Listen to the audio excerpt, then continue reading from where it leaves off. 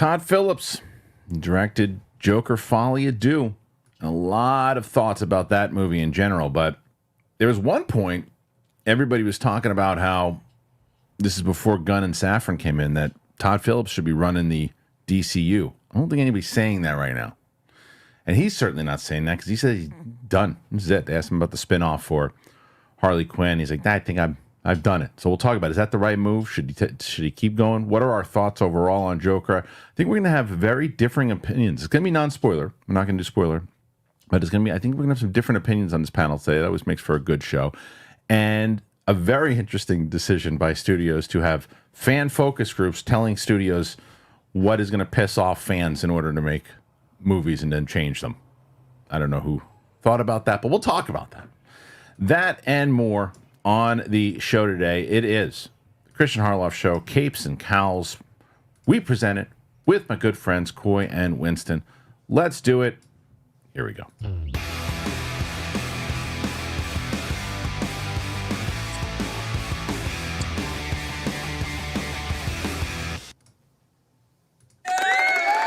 Thank you. Thank you so much. Oh, thank you. Oh, I'm so excited. You guys are so excited too. Thank you. Oh, you know what? F this. I don't even have it anymore. Please, diddle-itty, diddle-itty. Have it anymore. No, I know what happened. Stupid. Welcome back to Capes and Cowls. It's myself, Winston A. Marshall. Trying to catch a fade? It's live. No, I know what happened. I have the intro on my hard drive, and I unplugged my hard drive because I needed it to go home yesterday, and it's not popping up because it's not on my desktop. It's on my hard drive. So, Capes and Cowls, Kristian Harloff presents. I'm here with my buddies Coy and Winston. Gentlemen, how are you, Winston? God, what did you say? Thank you.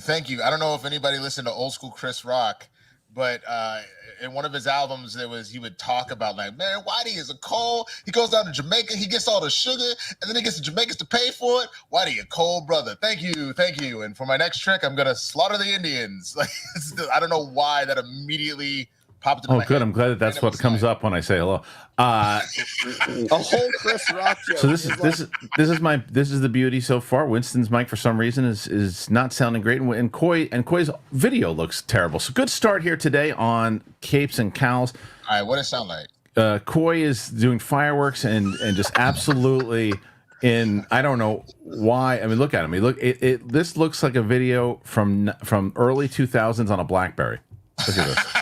I'm trying to bring you the PS2 era video. I want you guys to experience nostalgia is all the rage right now. This is good stuff. Hi, guys. Wonderful. All right, let's get to the first story here because there's a lot of it. And as you guys know, everybody knows this week, Rocha is, not only is he in the lead with the questions here, he dethroned Winston. We didn't think that was ever going to happen, and he did it within 2 weeks' time.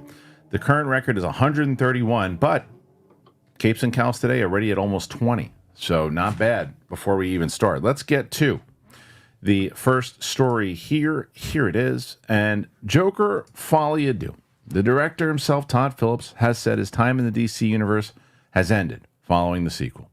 Joker Folie writer and director Todd Phillips has reiterated that his time in the DC universe has reached its end, with the sequel dismissing the notion of helming a Harley Quinn spin-off project.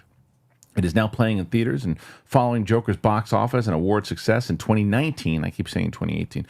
Warner Brothers Discovery was banking on this sequel being every bit as successful. As of now, that doesn't appear to be the case. Joker was meant to be a standalone story, and while there was speculation about a follow-up, perhaps pitting Arthur Fleck against the mentally broken Bruce Wayne who'd become a vengeful Batman, that always felt like a fan fiction more than a realistic prospect. The movie we're getting this weekend instead focuses on the twisted romance between Joker and Lee Quinzel, a.k.a. Harley Quinn, with musical numbers and an ending that's dividing fans. I don't think it's dividing many fans. I think there are some people who might like it. I know Coy is one of those people, but everybody else, it seems like, doesn't. But we'll see. Regardless of whether he goes out on a high or low, filmmaker Todd Phillips views Joker Folie as the end of his stint in the DC universe. It's not really where this movie is headed for me, he told The Hollywood Reporter when he asked about a potential spinoff for Lady Gaga. I feel my time in that DC universe were these two films. I think we sent her half the script, and she texted me quickly that she was really into it, and she loved everything you want to hear.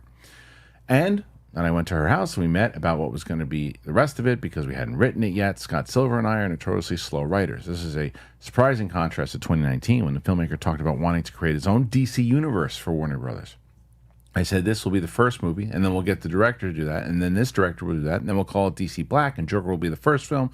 In a weird way, it gives you 2 bites of the apple of these characters. You can do these kind of characters down and dirty studies over here and still do the DC universe over there, to which they said, okay, calm down, you're not starting a label here at Warner's. Okay, that's enough there. So it's interesting how, let's start with the reason why I think we all will agree on, that he's probably changed his tune. The obvious reason, Safran and Gunn come in, do essentially what he said in that previous quote, right? Create their own universe. He comes in and he's not really asked to do a universe, or maybe if you're lucky, it does well, we'll give you a spin-off there, kid. And he's like, F this, I made $1 billion. What do I want to do that for? And couple that with the reception that it's getting right now, he's probably like, I'm done with this. I'm going to do my own thing. And the third part is, let me tell you, I don't even think Coy, who liked it better than Winston and I, isn't going to justify a Harley Quinn spin-off movie. There's no world where people are going to support that movie. So, Winston, I start with you. Any of those points there as we tackle this subject, which will probably be pretty lengthy, what do you think? I mean, yeah, I think the split is just going to be either from people that were maybe diehards on the first one, really enjoying it, people that love musicals no matter what, probably enjoying it. This movie just feels like a train wreck. Like the acting is phenomenal. That is the one positive thing that I can say about this movie, is that I genuinely am impressed. I'm impressed by Joaquin Phoenix and Lady Gaga. But I think maybe you guys remember I had said my concern with Lady Gaga, and I feel bad about this, is because she's a good performer, but you're going to end up in a position where this good actress keeps ending up in bad movies. Every time she's now been attached to a movie, with the exception of A Star Is Born, that movie has not been good. Like, she's been good, but the movie hasn't. And I don't think it's something that she's doing in particular, but it is this weird thing that seems to be following her around right now. And so, I don't know, man. I as I was watching, I was like, I don't really care what's going on. By minute 50, I was already like, when am I gonna be released from this? When is something gonna happen? Like, I just was so bored. The music was good, but I didn't necessarily always feel like I wanted it. Like, I was just like, okay, sure. And the best scene, without getting into it. But Winston, before we jump into like the full, because I want us to all get into like the non-spoiler review and go over the thoughts of that. I think that's because that's gonna be a long conversation. But the first thing I do want to address about like Todd Phillips, right? With Todd Phillips and where he was and what he was doing and how excited he was to potentially start the universe, and then what you think from these comments. He's just like, I'm over it, and he also realizes he doesn't think it's going to be as big of a hit as maybe they all thought it was, and now he can move on and do something else. What do you feel about that?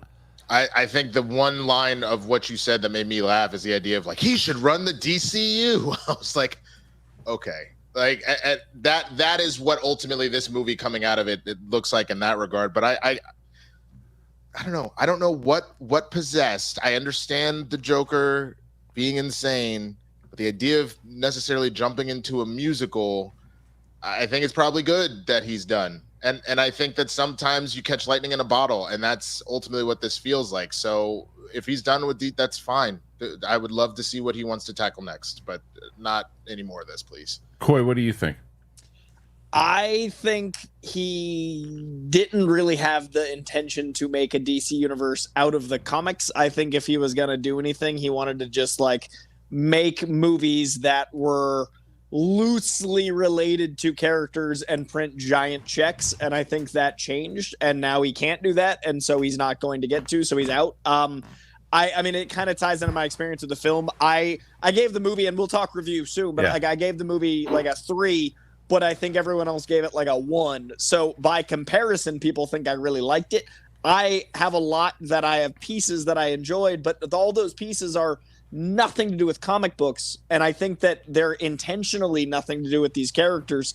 So I honestly think Todd Phillips made $1 billion making a movie that would have made $7 if it was called The Comedian, which is what it should have been called. And instead of making a Taxi Driver-esque Joker movie, he called it The Joker and then made $1 billion. But then by the time they got to the second one, that joke had kind of run its course, and he realized he couldn't keep printing money that way. So to me, it just feels like Todd Phillips thought DC Black Label would be his, like, I have free reign to adapt these characters in this very loose way. And then the regime changed, and now they're making actual, like, movies of these characters. So I think he just realized he couldn't do what he had intended to do, and he's like, I'm good then, thanks. I think you're probably right, and I think that makes sense. That's kind of you get excited when you make $1 billion movie. You get excited, and you go, look at this, look what I just did, and and then you're like, oh, what can we do next? And that does jump into the points of what Winston was saying about the movie itself, right? So the movie, to me, the first movie, I think. I don't disagree that it's obviously not the traditional Joker that we got. It was dealing with kind of mental health and other things. I don't believe that he was sensationalized in the same way that Coy does, right? I think that I think that he winds up in the same way that I don't think that Jordan Belfort is sensationalized. I think that that's a horrendous person. Both of them horrendous people that are different. And I love both the movies. And what I will say, and I don't want to spoil it for anybody, the thing that I disliked about the second movie was it was this thing, and I said in my review, I'm watching the movie, and I'm like, oh, there's bits and pieces. I'm on board. Oh, now I'm really, this is a bummer. Oh, now I'm on board. What the hell are they doing here? I'm frustrated with this. Oh, now I'm on board. And I'm like, okay, if they can deliver in the third act, then I'm going to say, okay, then I see what you guys are doing, because some of the songs, it wasn't the musical itself. It wasn't the musical, because there are times that I thought, oh, I see what they're going with the music there, and it's working. Like there's a scene in I'll just say musical in the courthouse that I thought was brilliant, and I was like, oh, where's that? That could have been something. That never happens. And then I hated the ending. I hated it. Absolutely. Yeah, it wasn't I good. hated the ending because I think it totally negates the first movie completely. Makes no sense overall too. We'll get into it when we talk spoilers, in next week.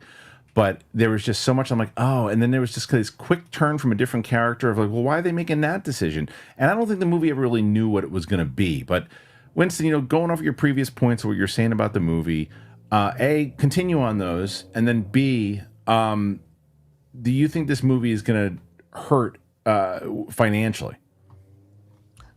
Ultimately, yes. I don't think it's going to be a bomb, because I think if it was too anticipated, I think that people are going to be a little curious to be like, it's that bad? Like, I don't think you're going to end up in a fully turned off Madam Web type of way or Morbius type of way, because nobody wanted to see those in the first place. So I think that it will be fine, but it's not going to hit $1 billion. If it hits $1 billion, no chance. I will eat an entire Costco chicken in one sitting. You don't have to worry about that. It's not going to happen. It's got to. It was this. Look, Coy, this thing was predicted at one point to make like 130, 140, and now that's lucky if it's going to make 70. I think so. I mean, not worldwide, domestic, but domestic this weekend. What do you feel overall about the numbers? Because this is what, and I knew that this is something I wanted to talk about with you, because you and I have this conversation all the time. Warner Brothers in particular has been making a strategy of really going. It used to be critics see the movie, then whether there's some fan screenings or influencers. Now influencers seem to be the ones that they're going after the most, that they want to get the word out there.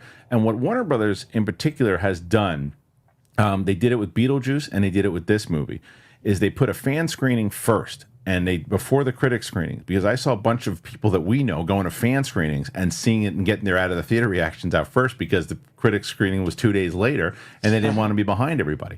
So I think with Beetlejuice it worked, because they're basically, what Warner Brothers is saying is, if you go to Rotten Tomatoes, the critic score will be down, but the fans score will be up, and that's who we care about. So let's get the fans in there to go see it.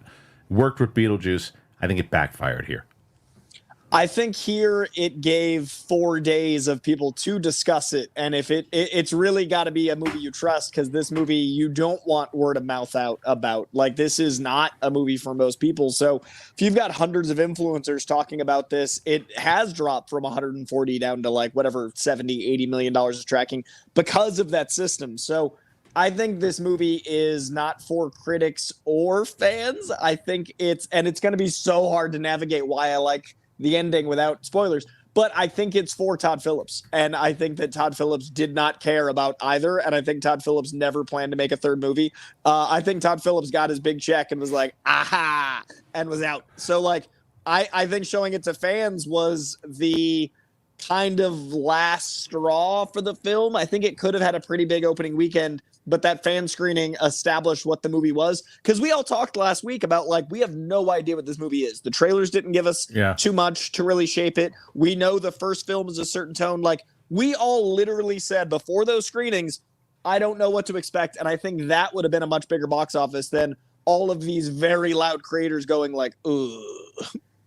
Yeah, I think so, because it was. I think that this is the one time that they probably should have went, because they should have went critics first, even if the critics did give it 42% or whatever the hell it was, because the majority of the people that went, the fans, were like, I don't care what the critics are going to say. This one I want to see, because the first movie didn't have that the critics didn't love it as much either. I think it had a lower score, but I just thought that the first movie, because I loved the first movie. I thought the first movie was great, and I loved the different approach that they had and his descent into madness and kind of what happened. And I think he's a despicable human being that by the time, and that was the other thing, is without spoiling it, there's something that happens at the end of the first movie, the very end of the first movie, that is not even acknowledged in this movie. It's not, you know what I'm talking about? It's not even acknowledged, and it's. I know. If you're talking about the very last scene, it is a crucial moment to who he is, and then if they're gonna do a second story, where it was gonna go, but that is totally negated. It's gone, and it's like, why? Well, because it's not the story we want to tell now. It's not the story we want to tell, and because it's this, again, I'm trying to tread lightly on spoilers, but it's kind of walking backwards into the character study of. I saw this. It's, you know, it's similar to almost like with John Boyega in Force Awakens and Last Jedi, right? And when you get to John Boyega's character in the second movie, he's already gone through this whole arc in Force Awakens that you're like, oh, okay, well, he's going up. He reverts back to exactly who he was. That's exactly my problem with this movie. Yeah. That is exactly my problem, is that I could say this much about the first film. You have Arthur Fleck, he's getting beat up, and he turns into the Joker, and his whole moment with Murray, he is fully there. Yeah. And then we get to this movie, and somehow we have gone back to square one entirely. Yeah. Good. And we spend most of the film with him kind of floating between square one and two, and he never. Yeah, be careful. Really Be careful on. I don't want to get too spoilery. I don't know if that's that much of a spoiler, but like the character progression that we got in the first movie does not show up except for a small sliver in end of Act 2, beginning of Act 3. The moments you both are describing are exactly why I think the movie ends how it does. And I think that was very intentional. I had the exact same problem, and this is a mild spoiler for the first film, not the second. So first film, mild spoiler. Todd Phillips came out and said that Joker will never be someone that is an organized clown prince of crime. So the entire first film is going, hey, this isn't your traditional Joker, but we get to a place where he'll be familiar. And then I think that's why the second film exists. And I will be able to say so much more on our spoiler review, because I literally went through this film giving it a 1.5 to 2 star. And then at the end, I was like, I see the movie you were making here. And it ties directly into what you're saying. But I think that's why it was a bad move to show it to the demo it did. And then also it was never going to be for critics. So I think this movie was for Todd and Joaquin. And I think they got paid.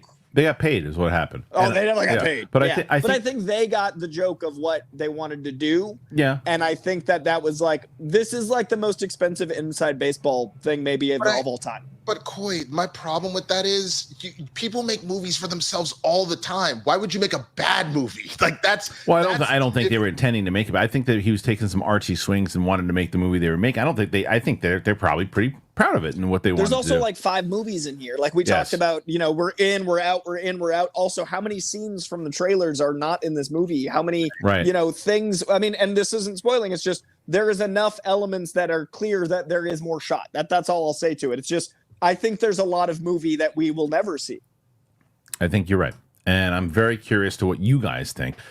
Put your thoughts in there. You already are putting your thoughts in there. And do you think that Todd Phillips, because he did a good first one, do you think that, hey, listen, maybe not everybody has a good second movie, or maybe I love this second movie, he should come back, or he's like, no, just move on and do something else here. What say you? Because I will say, this is what happens in this business, that even the people who loved the first one and don't like the second one are going to turn on Todd Phillips. There's no doubt about it. That's how it works in this business. Fortunate or not, he doesn't do sequels well. Look at The Hangover 2. So before we move on, because there's this thing talking about fan screenings and fan input and all that, there's a very interesting thing that came out yesterday about this fan focus group and things that they're going to do. So I want to dive into that. I know it's not necessarily comic book movie related, but it kind of is, because there's so much with both DC and Marvel, and I mean, there's so much that is impactful with this culture. So we'll discuss it in just a moment. But before we do, as I have mentioned each and every day on the show, we have our wonderful sponsors, and we've really been telling you guys this week about Liquid IV and Built. And I hope that you've been clicking on the links. I really hope you have, and I hope you've been checking it out, not only because you're helping the show out, but you're going to get yourself something wonderful. And I'll tell you about both of them right now. Here you go. I was having a barbecue with the family, and I was going to go and went to pick up some games for the kids to play, and I was picking up cornhole. And while I was at the sports store getting it, I kept seeing Liquid IV. And more, I'm so excited that people are learning about Liquid IV, because I've known about them now for a bit since they've been on the show. Liquid IV has refreshing summer flavors like popsicle firecracker. It's got rainbow sherbet. It hits the spot when you need transformative, hydrating relief. I really do enjoy it, and it's great to have Liquid IV. It really is, and I love this popsicle one, so I'm showing it right now. You can choose from their line of sugar-free flavors. They have raspberry melon, they have white peach, they have green grape. So what you want to do is you want to tear, pour, live more. One stick, 16 ounces of water hydrates better than water alone. It's powered by LIV Hydroscience, which is an optimized ratio of electrolytes, essential vitamins, and clinically tested nutrients that turn ordinary water into extraordinary hydration. It's got 3 times the electrolytes of the leading sports drink, 8 essential vitamins and nutrients, always non-GMO, vegan, gluten-free, dairy-free, and soy-free. So indulge in hydration this summer with Liquid IV. Get 20% off your first order of Liquid IV, but you got to use liquidiv.com and use the code BIGTHING at checkout. You get 20% off your first order when you shop Better Hydration today. Use that promo code BIGTHING at liquidiv.com. Built. I really hope that people are going to start taking advantage here of Built, because listen up, renters. If you ever feel like you're stuck in this loop of rent payments, just watching your money vanish into thin air, it is time to turn that rent game around and start earning some serious rewards, and that's where Built Rewards comes in. You've done that before. You've been there. You're like, I'm burning cash with all the rent checks. I'm there all the time. I feel like it. It's frustrating, but here's the deal.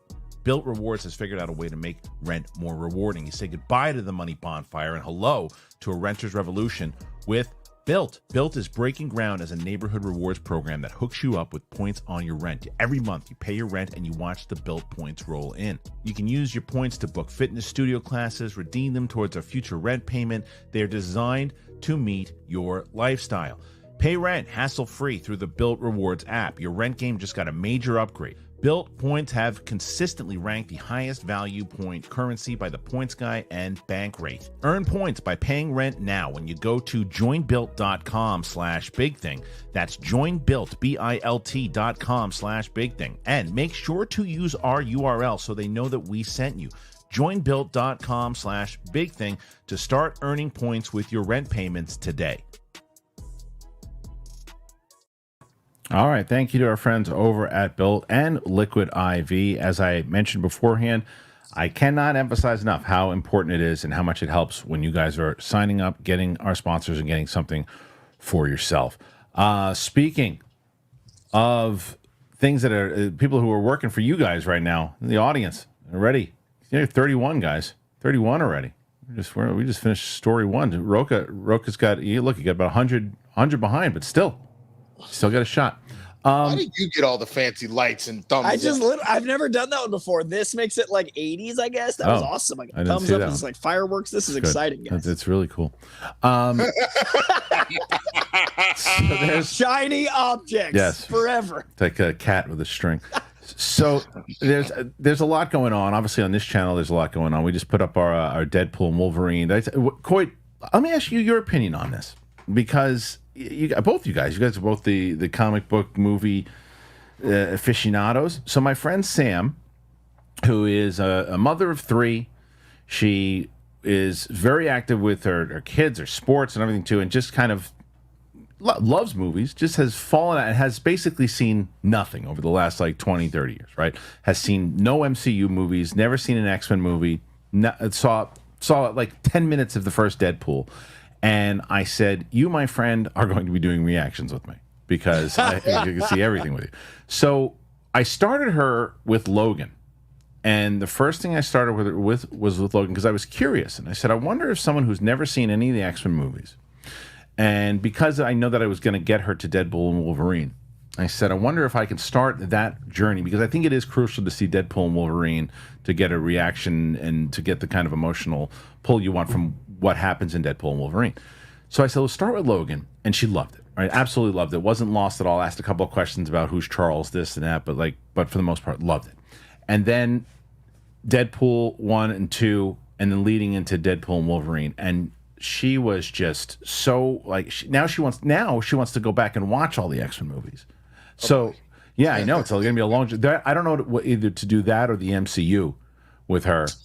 But I say, but what do you guys think about that? About that journey that she took, and the fact that she took it through Logan to Deadpool and Wolverine?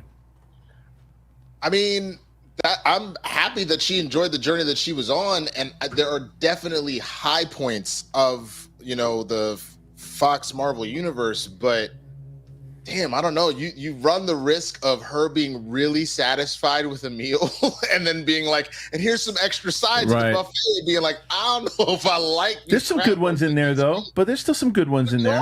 Yeah, there's some good ones. Yeah, but she definitely got spoiled though with those 4 right out the gate. You've shown her. I mean, I think that's about half and half, to be honest. Like X-Men movies are about 50-50, but I think that of the good, Logan and Deadpool are amongst the best. So she's going to be going into like, hey, Days of Future Past is amazing, X2 is amazing, but there's a side of some other stuff. But I think it's worth doing. I think it only enhances the experience. I love it, and I've no way to test it. I love that she loved Deadpool and Wolverine because obviously I breathe this stuff, and everyone in my life is so plugged in. My fiance hadn't seen any X-Men movie though. Okay. She'd only seen Deadpool 1 and 2. Okay. So she just had the Deadpool trilogy. She still hasn't seen Logan. So she got a lot out of it considering it's contained. So it was good for me because a lot of people with No Way Home were like, oh, it's just because of nostalgia. And I was so afraid of that conversation with Deadpool. And I got to be like, well, here's an example of no nostalgia for these movies whatsoever. 100%. And that's why I had Sam on today, because there's some things that the first 15, 20 minutes, there was a couple things that were a little confusing with her with the multiverse stuff and everything too. But then it kicks in. She was losing it. She loved the baby leg stuff in the first two movies. Dude. She already sort of knows what's going on, but not really at all. The first one you need to show her. Yeah. And at this point, I would say you do it in chronological order. You show her X-Men Origins Wolverine. Just get it out of the way right now. I got to do it. This is what Deadpool almost was. I know. But you know what? I actually might give her a palate cleanser before you do it, because she's never seen Warrior. Oh, that's fun. With Tom Hardy and Fassbender, which is completely different. Eventually, I want to do. Warrior's my favorite sports movie. I think next to Rocky, like those two are. Good.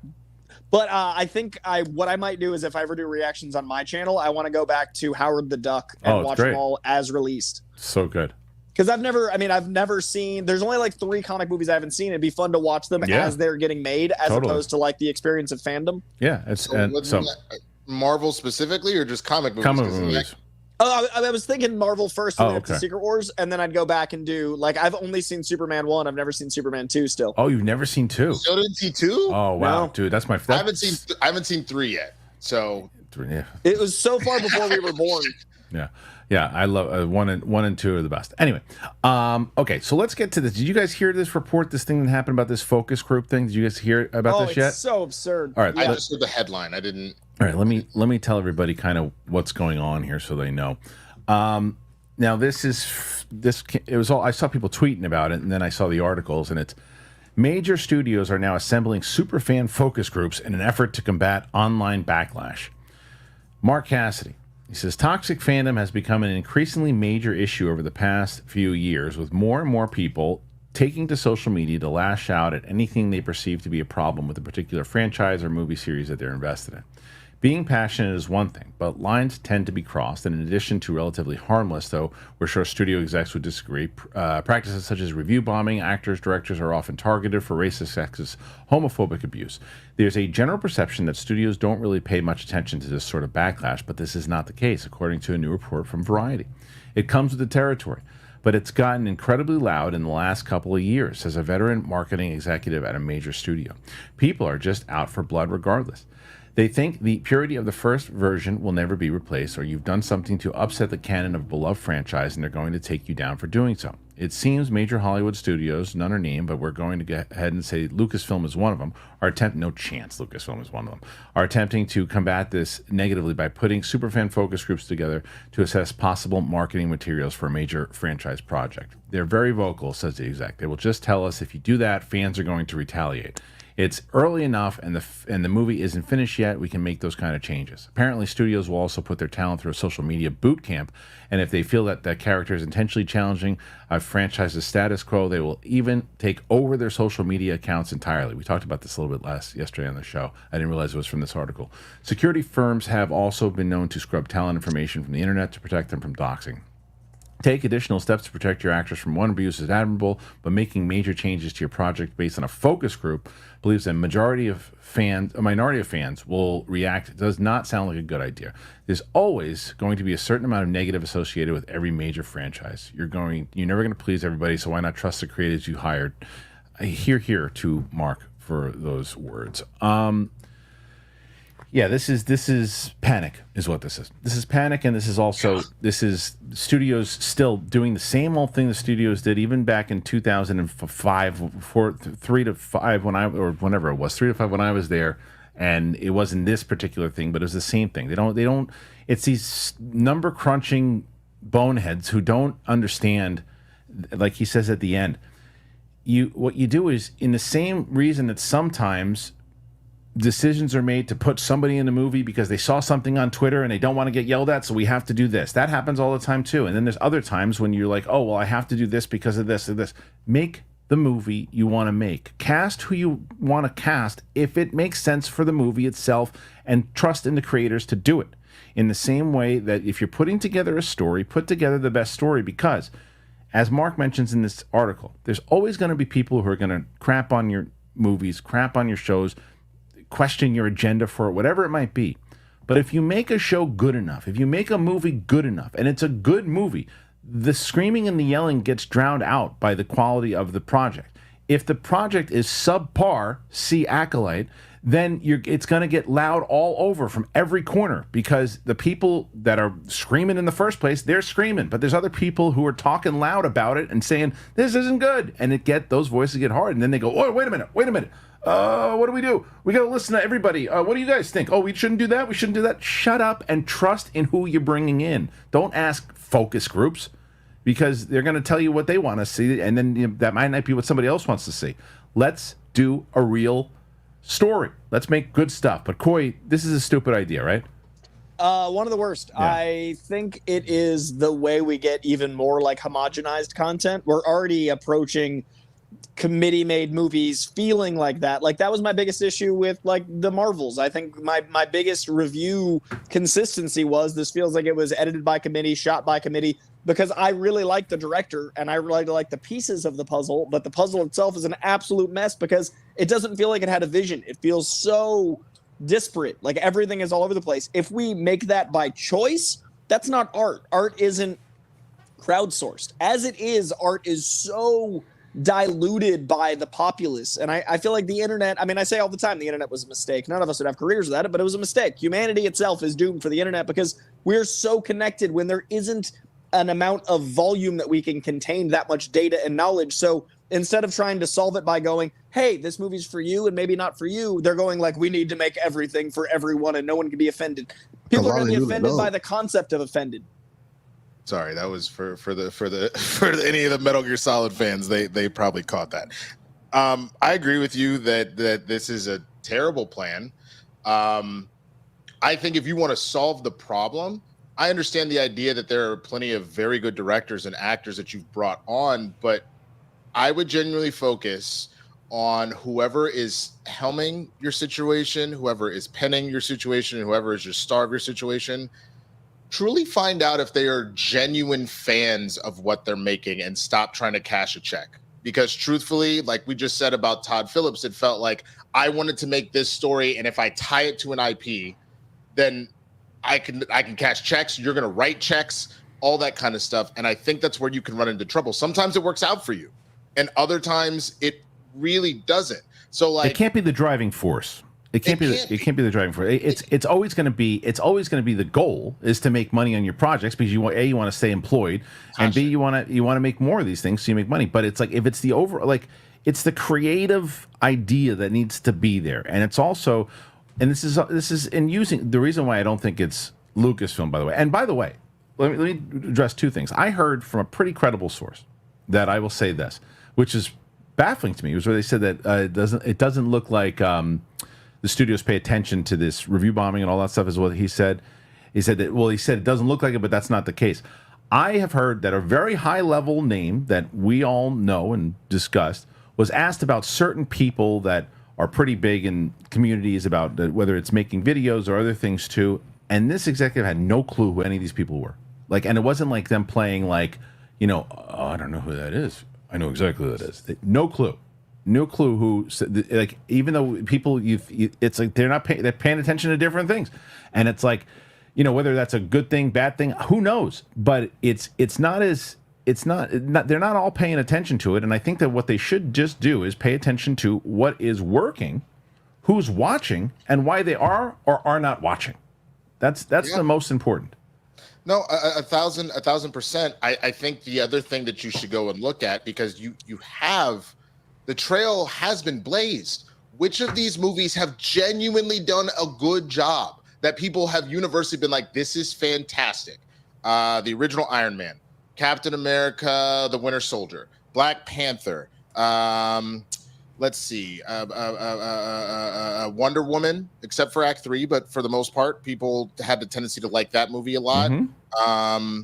Coy, throw anything out that the Guardians trilogy. I would also posit, though, like I like your train of thought, but none of those movies would exist if we only look backward. Right. Like all of those movies are innovative. So if we only look at what people have seen as successful, if we go with this homogenized commodity, let's make this a piece of whatever, we don't get the new. Well, hold on. So my point of that, I'm sorry, I was just listing a bunch to go on that. My point with that was, what about it for every single one of those ones that we named was successful? I would argue that it's a couple of things. One, you may have had somebody at the tip top doing stuff, but you let the director cook. Secondly, everybody involved in it was passionate in building out that world, telling stories about that character and the characters that support them, and it produced something magical. So, like, I think about, like, a lot of times we want to talk about woke this, woke that, whatever the hell else. I think about Wonder Woman and the sheer number of women that were renting out entire theaters to see it because they got to see Wonder Woman in all of her glory, tell her story being told, respecting what women are thinking about stuff, and people rocked with that super heavy. But then when you kind of lost the plot at 84, people were like, ew, this wasn't the same thing that we saw the first time. So that's what I'm saying. If you take passion, if you take focus, that is what'll do it. Stop letting the tech people tell you what the fuck to do, to do with your art. Like, find people that actually care. I also get more concerned by the day that it is going the way of Silicon Valley, where it is a bottom line not a piece of art. And maybe that is why I liked the bold swings of Joker, which a lot of people didn't, because I didn't like the movie as much as I wanted to, but I did like that I didn't know what was going to happen.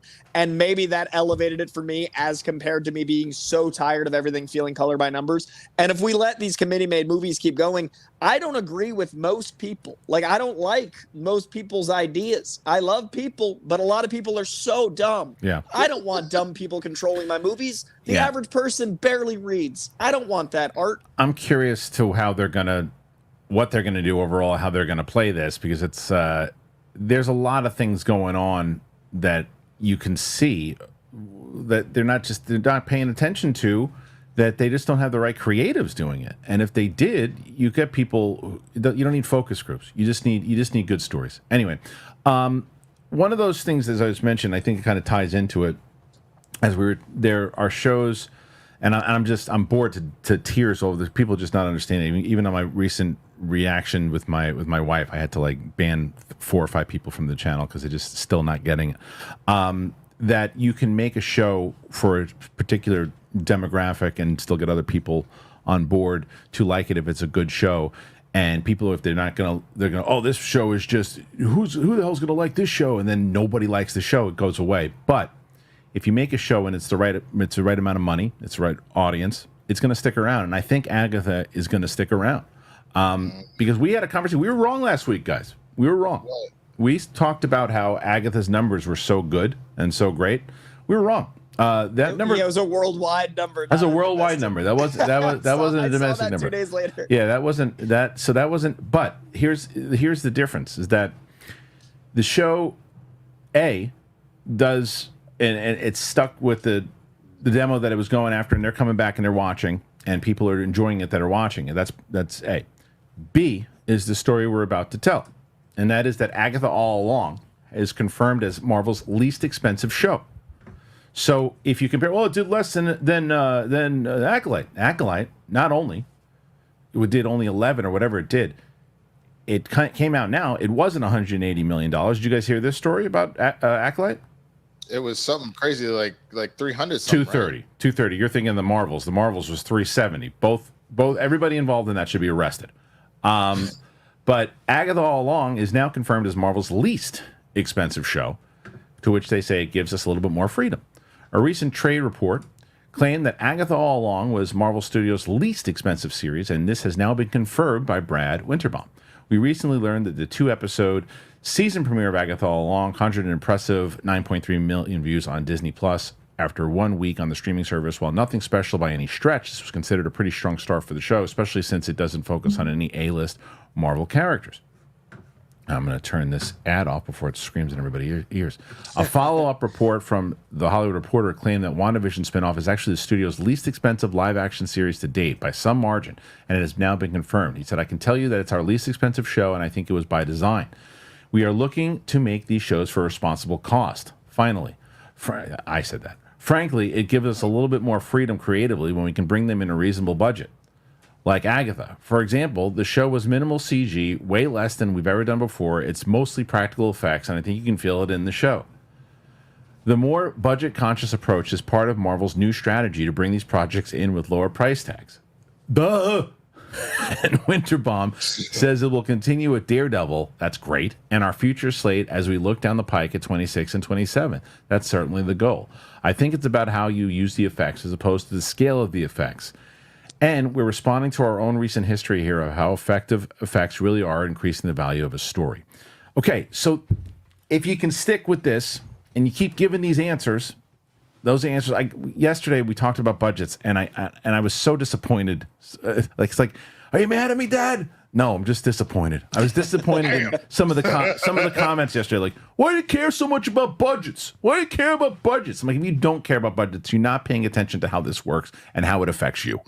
Because this is the same thing. Like, let's say for people who love this show with Agatha, a number like this, and for people who are like, oh well, it bombed bad. You compare it to what the Acolyte did when Acolyte cost. Acolyte is a disaster.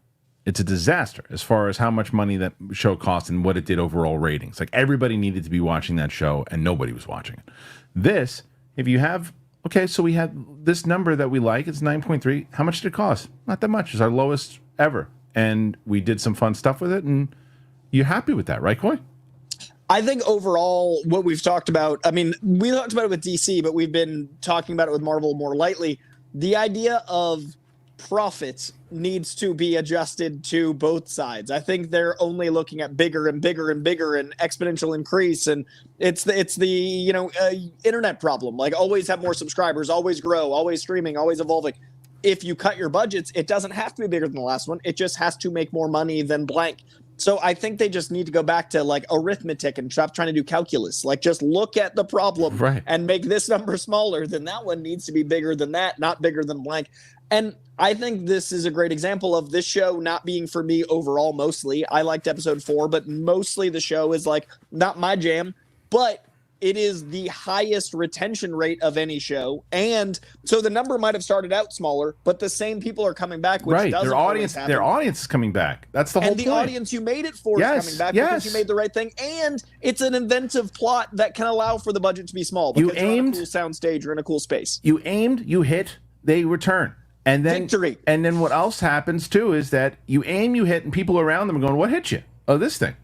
Can I watch it with you? Sure, watch it with me." Oh, I wouldn't have watched this if you weren't watching it. And it's look, it's a fun show to watch. I watch it with my wife. I have fun watching it with her. We have Catherine Hahn is phenomenal. I'm not picking up on a lot of these things. I guess there were some names and stuff that were dropped into. I learned it as I see it on spoiler boards, I guess, afterwards about things, how it's kind of linking into the MCU. But I don't need this show to link into the MCU.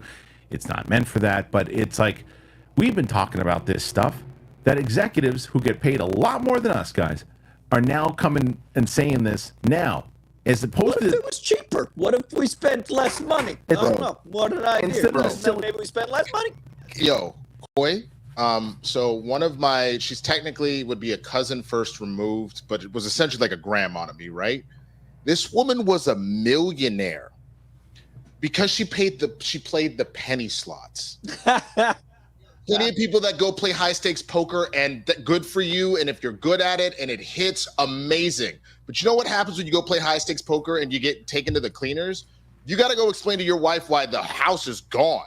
Versus when you play the penny slots and you're just having a good time, get a free drink here or there. Sometimes you hit the jackpot, which my cousin did a lot. And so I think we got to remember. I kept talking about last year, The Blackening had a $5 million budget and brought in 15 mil. That's what you want. You want to have situations where you can have good, fun art that really speaks to the audience, and you still make some money off of it, which then allows you to take the bigger shots. Yeah. It's also great for versatile art. Like, I was looking at my top 20 of the year list so far, and so many are low budget. Some are huge, like Dune and The Fall Guy, and but I really have loved tiny things like Strange Darling, and I've loved smaller, like $70 million budget for Transformers. That movie should have done gangbusters, yeah, it should have. But the marketing was rough. But I love that we have a versatility of style of content. Not everything should have an Avengers budget, and it doesn't need to have an Avengers budget. Like, I really want, if we're going to make stuff feel like a comic rack, some comics are indies. We need to make small films too. There's no reason The Crow should have cost $100 million. Is that how much it cost?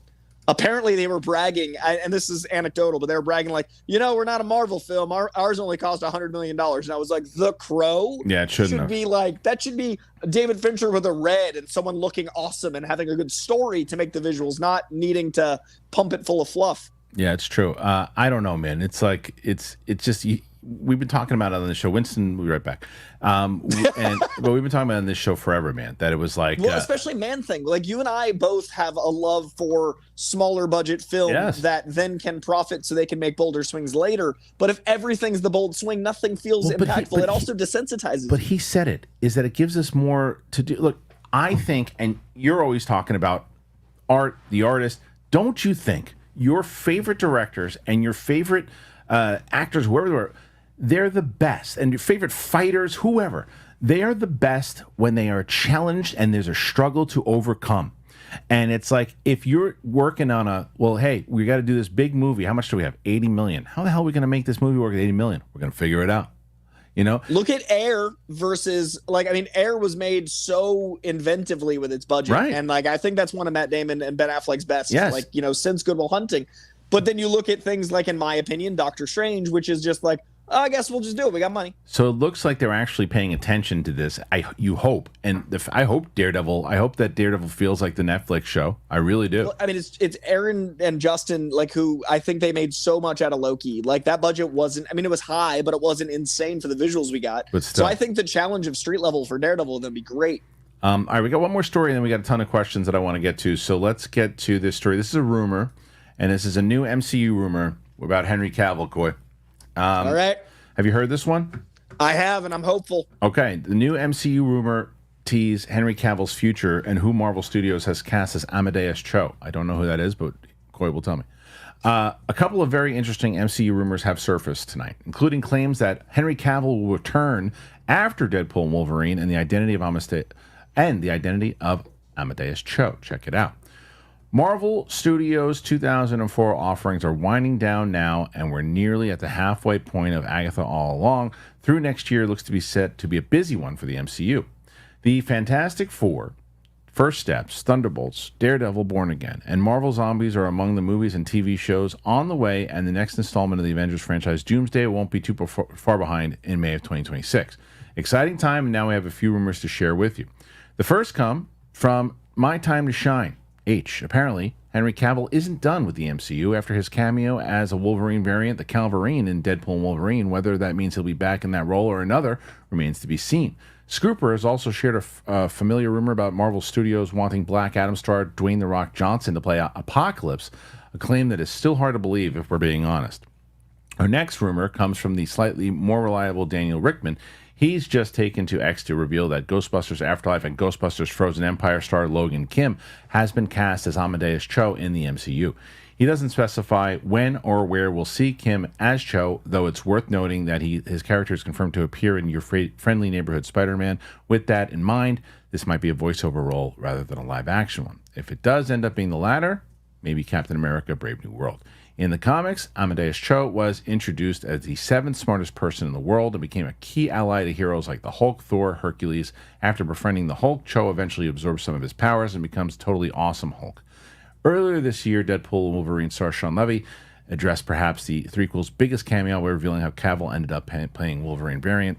You can actually watch that on Happy Sad Confused when he did that. We talked about that particular thing. With Cavill, let me get Winston back in here. But Coy, while we're waiting for Winston, what do you think about, well, first of all, what did you hear about who Cavill could play? Is it Wolverine again? Oh, yeah, I hear he's coming back as Wolverine, and they're going to let there be kind of like, we're going. No, you're good. We're going to let us kind of do like Elseworldy stuff where I don't think Cavill is going to be the Wolverine of the MCU, but I think they're going to be making stuff like letting him do a one-off.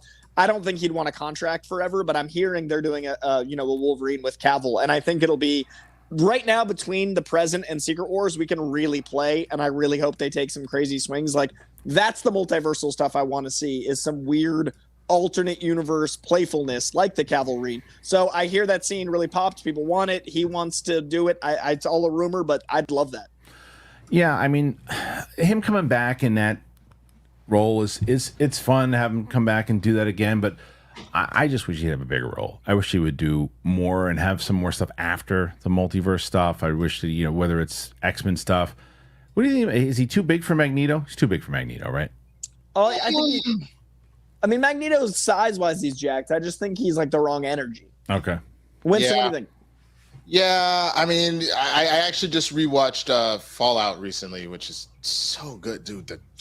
But I mean, I think he could do it. I think he could. I agree with you that that's not the energy I would necessarily be going for with him. I think that's why we kept flirting with the idea of him being Doom. I want to see him play a villain, though. I just want to see him play a villain. It's like, yeah. I like that you want to see him play a villain. You're like, who's a villain I like? Yeah. And that's like the fun of this, right? Like, that's what Marvel used to feel like is, plug and play. Like, what's this? And I think that's going to come back leading up to Secret Wars. I do have confidence in Marvel looking at these things if they don't focus group stuff. I feel like Marvel is on the right path back to our hearts. We just need to like trust the artists they're hiring, not listening to Twitter. Like it's really scary because I feel like we're at that tipping point where things can either get amazingly better and like, yeah, we're back, and all the TikTokers can yell we're back, or it's going to be like, remember how good we had it. Like it's a really precarious tip. But the rest of these rumors, though, that were coming out there, you know, this obviously the Henry Cavill one. Everybody here wants to see him do something. It would be great to see him return or do something a little bit more. Because you could have him be somebody else that's not necessarily Wolverine because of the multiverse and all that. You could give him another role if you wanted. The other stuff is, so tell me a little bit more. What was the role? Sabretooth. Yeah, but what was the role that was Amadeus Cho. Yeah, who's that? So Amadeus Cho is a young boy genius who becomes the totally awesome Hulk. So there's the Incredible Hulk, the Immortal Hulk, and all the Hulks that hate that they're the Hulk. The totally awesome Hulk, he has the ability to stay intelligent while being in the Hulk form, and it's playful because he's a younger guy and he leans into that ability to be the Hulk, and he's a genius. So it would be good for Young Avengers as they're building an Avengers team. I think the Brave New World, I wouldn't have thought of it, but that movie is so Hulk heavy. They might just introduce new Hulks. That might be a way to bring him in. It could very well be the voice role, but he is the perfect age. He's got the resume. He's always a scene stealer. I can totally see that kid as, I didn't love the new Ghostbusters movies, and I didn't love what he had to do to be that snarky kid, but I can 1 + 1 is 2 him as Hulk. Winston, what do you think about all these rumors? Did you hear? I know you coming in at the tail end of it, but I'm not sure if you heard any of it. The Rock is Apocalypse. Oh yeah, let's talk about that. What do you think about the Rock? Rockalypse? I mean, sure. I honestly, I don't love it. I don't love it either because I'm just fully got Black Adam and the Scorpion King in my brain. I would rather you go, if you're gonna go after a wrestler to do that. I would rather you convince John Cena to come in. Oh really? I mean, he's more comedic, so not necessarily I get it where you're not, but if you're just going to do that, I mean, Batista is already used, so you can't use him. Right. Well, I mean, tell that to Downey. Yeah. Everything's fair game. Yeah, I know. Right? I still want Batista for Hugo Strange, especially with all that weight he just lost. He'd be such a good Hugo Strange. Roman Reigns act. He does. He was in the Fast and Furious movie. Was he good? He didn't really have much to do. So there's not enough tape. That's fair. That's fair. Ironically, I was gonna throw out there as far as the seriousness of a villain. I could see Cavill doing it. He'd have to get a lot bigger, in my opinion. Apocalypse isn't always crazy jacked, but he does have an Cavill have to get bigger. A little bit. He's already big. I get it, but did you see Deadpool and Wolverine? Dude, the guy's massive. How much bigger you want him to get? I gotta relook at that scene. I gotta relook at that scene because I still have Man of Steel big in my head, in my mind. But you're right. I forgot he did get he's bigger than huge Jackman. But that's what I'm saying. If you're gonna really put Cavill, make him Sabretooth. Yeah. Honestly, I think that would actually be a fun thing too. The fact that one version of him is a Wolverine and in another universe he's actually a Sabretooth. I think that could actually be kind of fun. Well, okay. You got something else? But if you're asking about the Amadeus Cho, I think it's a great choice. Okay. If you're asking about The Rock with Apocalypse, I'm okay.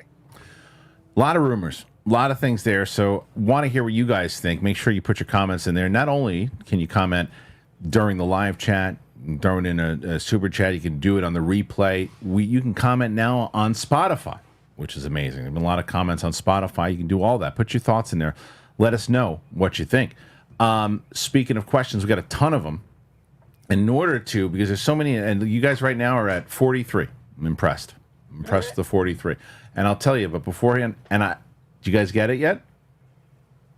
No, mine didn't come in the mail yet. Oh, it's on the way. Oh, I'm so excited to know it's that soon. I sent it. Magic Mind. So if you guys didn't, you guys are gonna be. It's gonna be like Christmas for you guys. So for those out there who don't know Magic Mind, Coy, Winston, myself, been talking about it. It's like an energy boost, but it really is a clean energy. The adaptogens, everything that's got. It's just it's not. You don't get those jitters. And I love the or the crash, man. I crash pretty hard for my 6 caps. This is the best, and it's it doesn't. My friend, it was funny because we were going to a game, and I was telling him about Magic Mind. He's like, well, what's it taste like? I go, it actually got like an orange juice taste. It's not bad. And he was like, oh, I was expecting that to not be good. It was pretty good, and it really does give you that boost. And mentally, I'm so much more focused when I do it. So. The good news is for everybody out there, if you want to try Magic Mind, you get a 20% discount. I got everybody a 20% discount, and they just hooked that up. And all you got to do is go to magicmind.com/KH. It's that easy. 20% off discount on Magic Mind. Go do it. Okay, let's get to these questions, gents, because we got a ton of them. And did you talk already about Dynamic Duo in another show? no, tell me about it. Oh, dude, Dynamic Duo go. is okay. So they announced, James Gunn announced, so it's official. Like it's confirmed by the man running the entirety of the DCU. DC Studios is doing a Dynamic Duo movie, which is going to be a Robin movie times 2 Robins. We're getting Jason Todd and Dick Grayson. We're getting Nightwing and live Red action Hood in a blend of animation, CGI, puppetry, and apparently I've heard rumors of live action. The puppet company is the single most insane puppetry I've ever seen in my life. Like, I can't quite describe it. It looks Uncanny Valley-ish. It's so photorealistic. I made a video about it on my page. Actually, I'll just send you the link to the section of my video. Dude, it is staggeringly beautiful, and it's going to be the two of them calling themselves the Dynamic Duo cheekily, because that's usually Batman and Superman. So excited for a Robin movie. Oh, it's normally Batman and Robin. Come on, world's finest. Sorry, I was speaking too quickly. You're right. So real quick, you know what I think will be, and it's up to you guys. Unless you guys want to do it at the end, but I thought you guys would want to do it now. Normally at the end of the show, you guys plug your stuff. But everybody's still checking out right now. We're about to do questions. You guys want to do a quick plug now? Or you want to do a quick plug later? It's up to you. I'll do a plug. All right, Corey, what do you got? So I just did a video talking about that very announcement, as well as all the rumors, as well as my non-spoiler review for Joker in my This Week in Comics. As soon as we finish this show, I'm posting my spoiler talking about why I liked the ending of Joker 2. I'm the one person on the planet. Didn't like the movie, liked the ending, made me like the movie more. Dropping that video within the hour of this ending. Lots of comic stuff over there, plus reviews for Saturday night, one of my big surprises of the year, and tons of stuff with Penguin and Agatha. So check out my YouTube. I passed 35K. I'm on my way to 36K. Roka. You beat Roka. Jesus Christ, man. So yeah, I have my Joker out of the theater reaction. My Joker, I'm just doing a spoiler one. So if you want to go watch the movie and come back, you can, but that should be out this afternoon. Agatha stuff coming out. I didn't have time to do a blurred breakdown because I was on set all week. So I'm actually going to be doing one this weekend. So keep an eye about that. So you not only have obviously a lot of the nerdy news that's been coming out and things like that, but for those that were interested in the whole Disney Plus as a means to not sue Disney scandal, Uber's doing the same thing with Uber Eats. I break all that down as well, man. So come and check all that out. YouTube.com/swaggyblurred. Check them out, guys. Check out both Coy and Winston, and you've already shown a lot of support. We're almost at 50 guys. Look, Roka had a hell of a week, but you guys always perform. Here like the end of an Eminem album, I feel like I have to say, and Roka, you know I love you. 100%. Although, oh yeah, did you see that video? Grandpa M. Did you not see the video? Dude, and she gave him a Lions jersey with Grandpa on the number 1. Yeah. That video broke me. Yeah, it's at the end. You see, he gives him the jersey, and he's got the sonogram. It's anyway. Okay, so Jacob Pynchon. Joker 2 might be the worst sequel that I've ever seen. Ouch. Ruins the brilliance of the first. I agree. Character assassination. I agree. Climax was a silent fart. I agree. Why did Dent look 14? I didn't love the casting of Harvey Dent. It's really weird. I didn't love the casting of Harvey Dent. I didn't think he was a bad actor. I just didn't think he fit the role. It literally looked like you had Doogie Howser. Yes. Like instead of MD, Doogie Howser Esquire. I agree. Great point. He looked like he was in his dad's suit too. Yeah, like, it was so weird. Three toddlers in a trench coat. Yeah, it wasn't good. It wasn't good. It was like it was bad. Derek Johnson, Derek the Great. As a pure character study in dysfunction and how society can break some of us, these movies are pure gold. As a Joker movie, this shit can kick rocks. Yeah, true. And he follows it up. That's what I want to talk about. Like I'm really excited for the spoilers. Yeah. Yeah. Well, we're on Friday. Oh, okay. We'll talk spoilers Friday. Yeah. Got it. I won't put this. Derek says I won't put spoilers, but the Fox Gotham show did the same Joker premise over a year ago. Okay, I didn't. That's true. Okay, Kristian, I know that I'm on DC's ass a lot in these comments, but I truly want some consistent product. So I agree with you, Derek. I think that we should have some consistent thing. I just think he's just skeptical, and rightfully so. DC's been in kind of the ups and downs over the last. He's a hardcore DC fan, and he's just been a little tough on Gunn. And I was like, well, Gunn hasn't really had any time to shine yet. So Gunn hasn't done anything. Yeah, like, that's the only thing I will say. I understand where you're frustrated. Gunn literally has done nothing. Right. We've talked about this multiple times. That Creature Commando and formerly Superman Legacy, just Superman, are the start of his universe. Yeah. The rest of this is clearing house of things that were already in the works. And that was good enough. We should let it go. That's already done. We should let that go. So you got to give him a break. You know, we didn't talk about it yet. We'll do a quick one because we only have, so much time to go through all the questions. But how good is that Penguin show? Holy moly! Oh my god, dude. Second episode, great. In my opinion, Gunn doesn't get any shine for that either. That was already something. Right, before he came along. He took a little bit and said, hey, we gave notes on this and we did that. So of course he did. But but either way, I love that show. Okay, it's my favorite show of the year. It's great. And I cannot believe a show about Penguin is able to adapt authentically while being this inventive and good as a crime show. It's really, really good. Derek says all these projects being announced at DC just so happen to coincide with bad Joker reviews. I'll say it again, it doesn't feel like a cohesive plan. It feels like same old DC scrambling to make the short-term money bets. No, you got to remember, Derek, this was already announced. This movie was before they came on board. You got to let his plan hasn't gone into play yet. His plan goes into play with Superman or Creature Commandos. That's the thing that I think is like almost a little frustrating. Is It feels like when you have a team. I know I love to do my sports metaphors. It's a team where it's like we just fired the whole coaching staff, we fired the GM, all that kind of stuff. We brought in new people, but you got to deal with like the last little bit of players or contract or whatever that's there. I can't believe you paid that person that much money. I didn't. The person before me did. We just have to let the contract play out. Right. So that's what this feels like. Just let the contracts play out, and then our new trust the process. See what our new machine is coming. Let's see what happens after Superman. After that's where everyone's going to be able to say, because there's a possibility, which I hope is not the case. Coy mentioned Transformers, the animated film, great movie, nobody saw it, and you would go, oh well, that nobody cares about Transformers anymore. What a bust. What if Superman is amazing, costs $200+ million, and then it just disappoints? That's going to be an issue I don't want to deal with because it's like, oh, but that's a good movie and no one's seeing it. All right, next one. This is Derek. Derek's got a few here, and Derek says we have had over 40 MCU projects spanning a decade, and you can honestly say 3 or 4 movies in TV have been what you call bad. DC has given us 16 movies, and maybe 2 fall in the good category, and 2 of the 16 are remakes. And he follows it up with, MCU may have had some road bumps, but my fandom for them has been earned. WBC and DC has to earn that fandom and trust. I've said it before, I'll give Superman a clean slate, but they have to earn it. He said, I'm done ranting, but also if you're going to have Gaga in your movie, don't ask her to tone it down. They should have asked her to blow the walls off and let the character be in awe of her for a little bit. Yeah. When you consider what Gaga made her career off of is not only her pipes, because she is a very talented singer. Go look at Poker Face. Go look at Born This Way. Go look at Telephone. She is a performer, and I do hate the fact that we didn't get to see complete, full, nutso Harley Quinn. I won't say anything more about that, but I feel like you could have let her just go. Yeah, definitely. She should have sang a lot more. So Mike Joyce who put stuff in here. It says, I'm highlighting this one. He says, you missed my pre-show $5 super chat yesterday.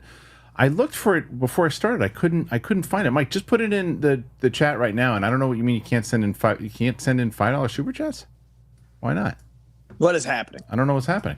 Mike, just send in your question, man. I'll highlight it because it's Mike. I'm sure he did.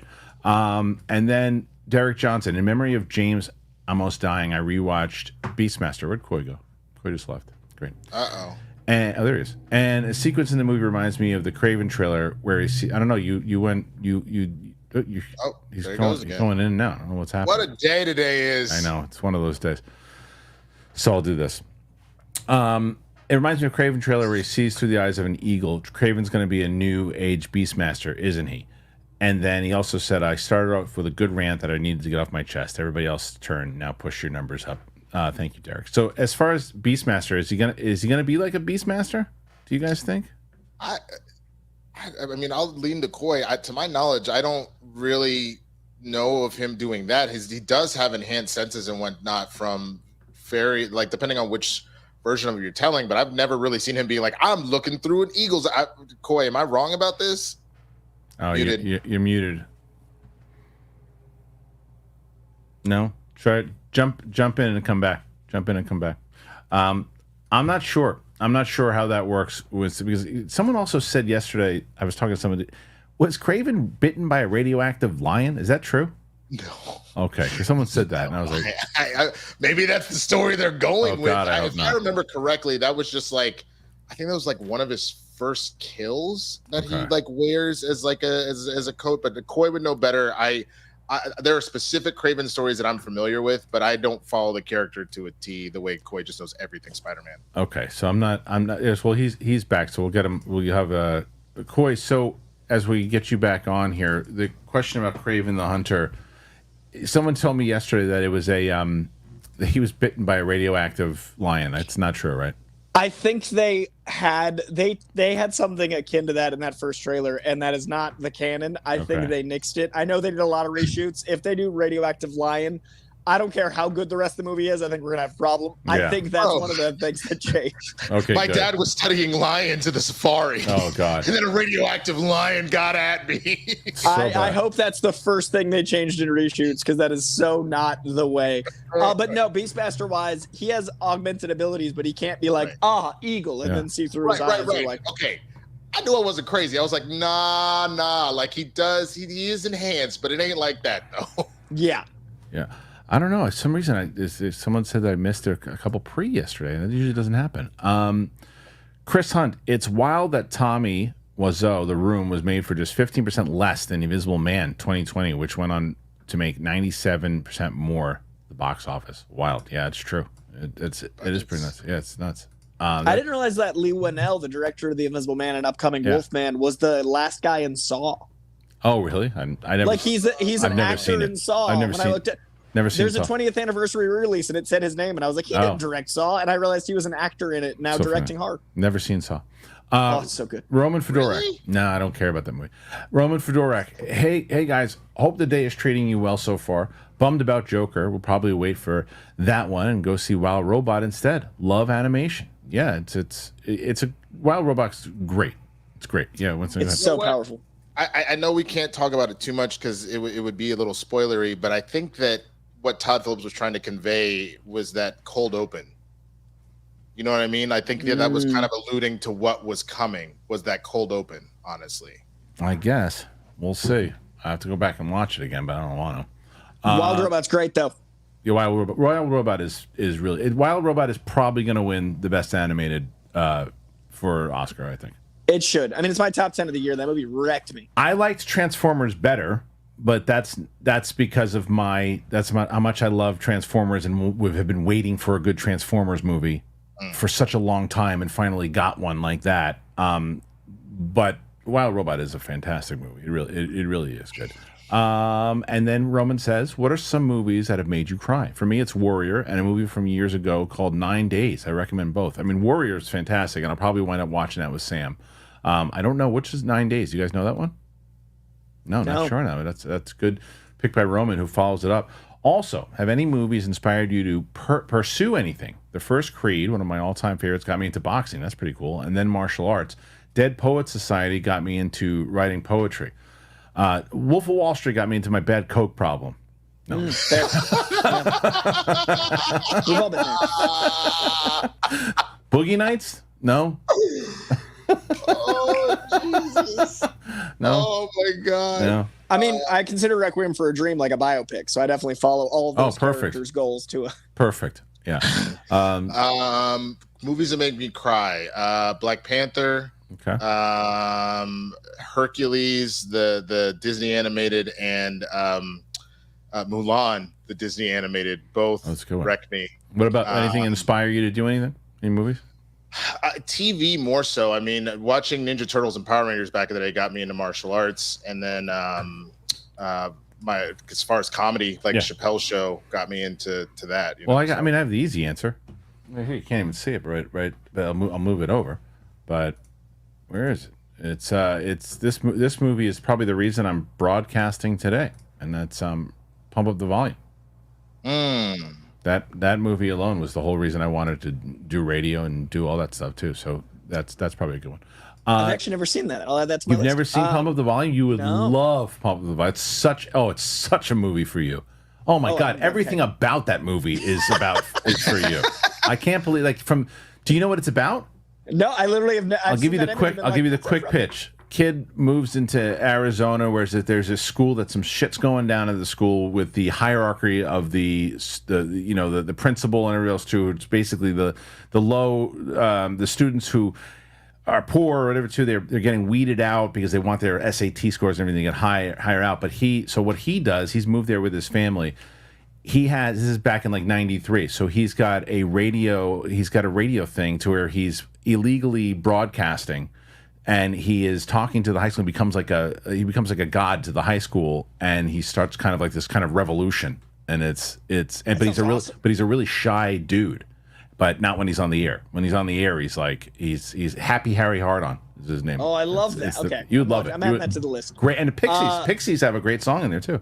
Oh, I love the Pixies. Yeah, I know. Movies made me cry, and then movies that inspired. Movies made me cry. This movie, Like Crazy, Anton Yelchin film that I adore. Blue Valentine wrecked me pretty good. Ryan Gosling, Michelle Williams movie. Brutal.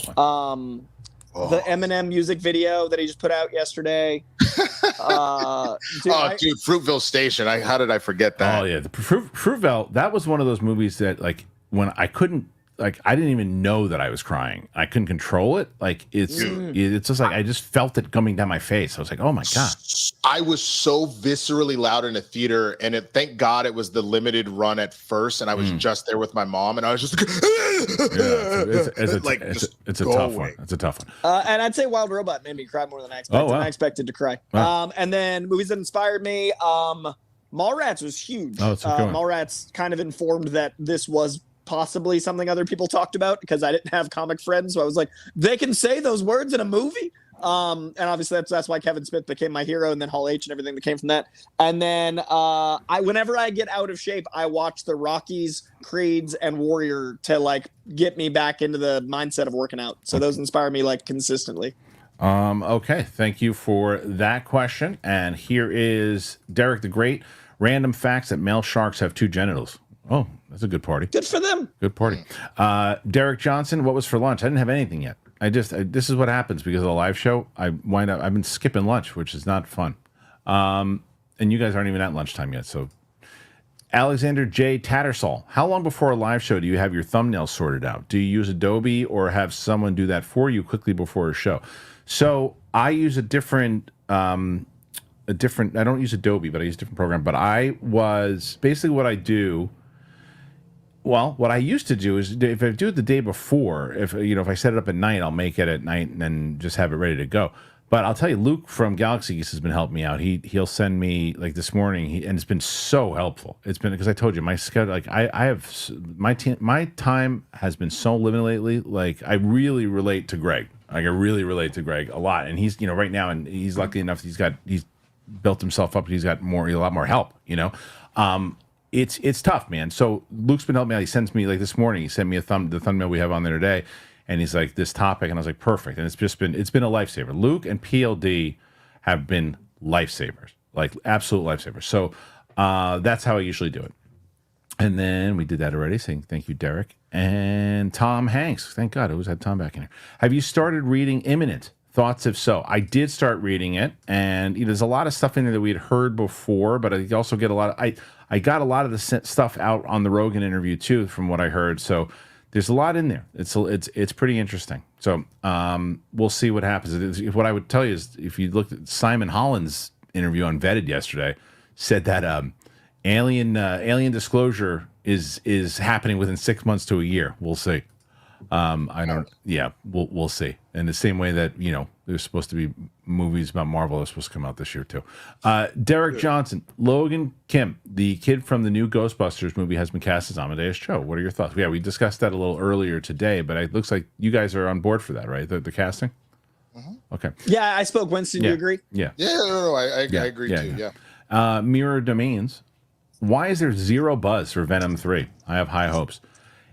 It's a weird thing, that movie, because I don't even feel like the second movie had a lot of buzz and did okay. But I think as you get closer to it, and because you got Joker out right now, they probably don't want to battle with marketing, so you're going to see the marketing. Right now, with Joker being this bad, you might go, we're going to wait a week. Go. It's probably a good idea. It's true. What do you think?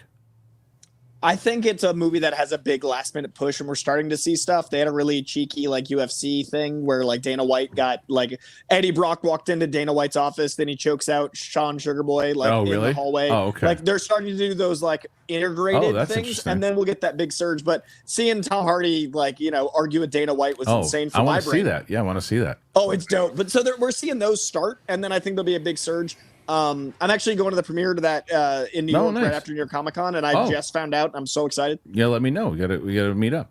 Yeah, I'll be there 2 weeks. Okay, if you're able to come you should come in the studio, man. Yeah, if the schedule works that I can come before Comic Con, I'm so. I'll be there. Also, I'm taking my daughter to New York Comic Con, so I'll come check you out. Oh, amazing! Yeah. Worst case, we'll do a commercial. Yeah. Christian Medord, Staten Island is a garbage dump that had me laughing from the reaction video because Staten Island sucks. What Sam made a joke when we were like someone said, "Oh, where they in Deadpool like where they throw everybody where you don't want to be, all the people," and she goes Staten Island, and I was like, it was pretty funny. Nick Vaughn. With the DCU Batman situation, I think an interesting way to introduce him is by building out the Bat family first with solo films with Nightwing, Red Hood movie, Batgirl movie. What do you guys think about that? Because you're going to have the Batman already happening. So I guess his point is build out around it first. And like, well, where is he? Where is he? And then when you finally introduce him, you've established. It'd be an interesting way to do it, but risky. It is risky. Yeah. You could do it. I don't think it's a terrible plan. It's not exactly the way I would go, but yeah, you could do it. I mean, we already have the Dynamic Duo movie coming, which makes me think they are going to start they need Robin back in the conversation. Yeah. So I think it's smart to do that. And I think the Batman 2 will likely have a darker Robin, but then we'll have full on like Damian Wayne, you think the Batman 2 is going to have Robin for sure? I think at the end, think Robert Pattinson talked a while ago about how much he wants the Robin dynamic, and I think they're planning a trilogy. I think at the very end of Batman 2, it might make sense to bring one in. Okay, this is from before everything got situated, but Derek wrote, Coy's video looks like he's on a VCR from the 90s.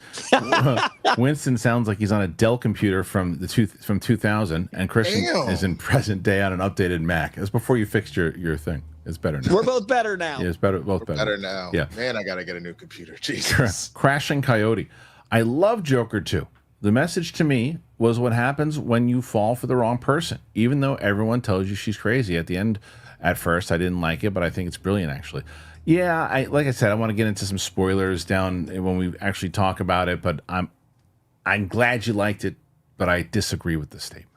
I ironically, if you're gonna go that route, I would say it's less about who you fall in love with. It feels more like I don't know if anybody in this crowd at all listens to Chapel Roan. I don't, but I have been paying attention to the news and this idea of she went from somebody that was making her art and she wanted to make it, that all of a sudden she became famous, and dealing with the superstar level of fame is a lot to deal with. And that was more the takeaway I got from this film, but I still didn't think it was a good movie. Yeah, I tend to agree with you. Okay, so now we go to the next one, and that is from the Librarian of Alexandria. Hello, Alexandria. What a cool name that is. Thoughts on the Red One posters? I think it looks great. Looking forward to it. Which one is the Red One? That's not the Rock and Chris Evans Christmas movie. Okay. Excited about that one. What's that, Winston? I'm excited about that one. I think it can. I'm hoping. You know what I hope with that one? I think that you can look at it two ways. I think you can look at it like here's another just kind of throwaway rock movie where they're just kind of premise and doing the rock thing and just Netflix throwing some money at a Christmas movie. And then you can look at it like, yeah, but what if this one turns out to be pretty charming? Remember that Kurt Russell one that they did, that Netflix Kurt Russell movie that good. Nobody expected that movie to be good. And it was just like a charming little movie. That's what I'm hoping for this one, because I like everybody involved. I love J.K. Simmons. I like Chris Evans a lot. I love The Rock. So this is like, I'm hoping. If I'm hoping that the comps for this, when it ultimately comes out, are like Jingle All the Way meets the Santa Claus meets like, throw in any sort of like generic sort of action movie. So like the Hitman's Bodyguard or Red, something like that. If you give me that kind of jumbling, that sounds like a fun Christmas movie. I'm hoping. Shay Markel, Joker 2 is a 1 out of 5 for me. Beautifully shot, wonderfully performed. hats off to the score. I agree with all of that. During the, I give it higher than a 1 out of 5, but I agree with everything that he said there. Hats off to the score during intense moments, but I was bored out of my mind and cringed at times. I felt almost nothing from the film. I understand the review 100%. I think I went like 2.6 or something, 2.7. Straight 2. Straight 2. Yeah. Yeah, I was 2 till the end. It's really interesting how much that movie didn't work for me for most of the time. It could probably drop. It might be one of those movies where it drops, but I don't know. Maybe, who knows? Maybe we'll go back and watch it again. And it gets better. I don't know. Why So Sidious? I like that. What a good name that is. Why So Sidious? Why So Sidious? A nerd podcast. I like that. Coy and Winston, who would you want to be the big bad in the DCU? Not necessarily who you think it's gonna be. We got asked this last week, didn't we? I thought we did. Maybe, but we could go again. I don't necessarily want to jump straight into dark side. If you're gonna go a big bad, I could definitely be in. Like, I think it's too soon for Necron, but that could be interesting if maybe that's what the ultimate like unraveling of Lanterns is we find out that you're gonna start doing in Darkest Night. That could be interesting. Brainiac's always a fun one because he really is a universal threat. What do you think, Coy? Brainiac's always top of my list because of how close we've been so many times to Brainiac. Like, I love that character. I think it'd be really cool to have Lex Luthor as a big bad because he's human. I think it'd be really interesting that Superman, kind of that Batman Joker conflict. It's like, we could solve all of this, and it's just Superman's too good to not want to believe that Lex gets better. So I could see Lex being kind of a Palpatine figure. Or a Vandal. I could do a Vandal Savage. Yeah. Interesting. Well, there you go. Carlton Rudder, London Calling. Thank you, Carlton. Kristian, happy belated birthday. Thank you. It's just me and the dog. So enjoying the live show for once. My best regards to Winston and Coy. Thank you, man. He's a very, very solid listener of the show. He's been on Patreon. We've been doing a thing on. We started this thing, guys, called The Bar on Patreon, where I used to do the one-on-one sessions, but now we do like a bunch of people get together and they just hang out for like an hour and we just bullshit for like a full hour and like the community gets to meet each other. And Carlton came in there. It was pretty great. He did the Q&A with us too. Shay Markel, the story had no progress for me. I will say though, I'm not mad. I do love that chances were taken and I encourage more wild swings. But this was a miss for me. Also, I think Gaga did well. I don't think there's anybody in the cast, even Harvey Dent, who was miscast. I don't think anybody was bad. I think the performances, the directing, all of it. The movie just didn't work for me. I think that was what it was. Yeah, absolutely. It truly felt like another sports analogy. You're out here doing everything that you need to do. You're putting up points. You're making big stops, but like, when it mattered, you blew it. Yeah. And that's kind of what that felt like is statistically, everybody brought their A game, but it just didn't come together for a win. Yeah. Even with my 3, I completely agree with that. Like what I am enjoying about this film is everyone's review. I go, yeah. Good point. Right. Right. Yeah, right. It's not one of those things where you're like, what movie did you see? It's like, no, I get what you're saying. Totally. I'm with you. Yeah. Okay. Joey Pedras. I enjoyed Joker 2 a lot. I like seeing how this Joker rises to fame and is on the threshold of becoming the Joker. I love that they took a swing here. Hey, exactly. You always go when someone comes out enjoying something. You're like, you'd rather you enjoy it than be disappointed. He had a better 2.5 hours than I did. Yeah. I'm always like, it was long too. It's too long. It's too long. It's also from the standpoint of if he had come in and be like, y'all are all wrong. You're stupid. Right. This is the greatest movie of all time. Then I'd be like, eat it. All right, kiss my ass. But the fact that he's like, I get it. I loved it. Good. Well, that's what we always talk about in the show, right? It's like it's the whole point of the subjective conversation as opposed to just screaming at people. Guys, you guys are at look. This is what I said to Roxy. And it's a whole other conversation, and I won't get into it. But you guys are currently at 69. Oh no, not true. Actually, you just beat that. You're at 70. So you're at 70 right now. You're only 63 away from Roka, but still. It's pretty good. Still pretty good. All right, let's. We beat our last week's record. It feels good. We have a personal best. 133. Yeah, I had 133. So what is it? 63. Okay. Yeah. So, and now the sad movie guy. A while back, I shared my fan cast of Joel Edgerton as Hal Jordan. It was a great call for the DCU. Today, I have 2 more for you guys. What about Billy Magnuson as Barry Allen? It's a good one.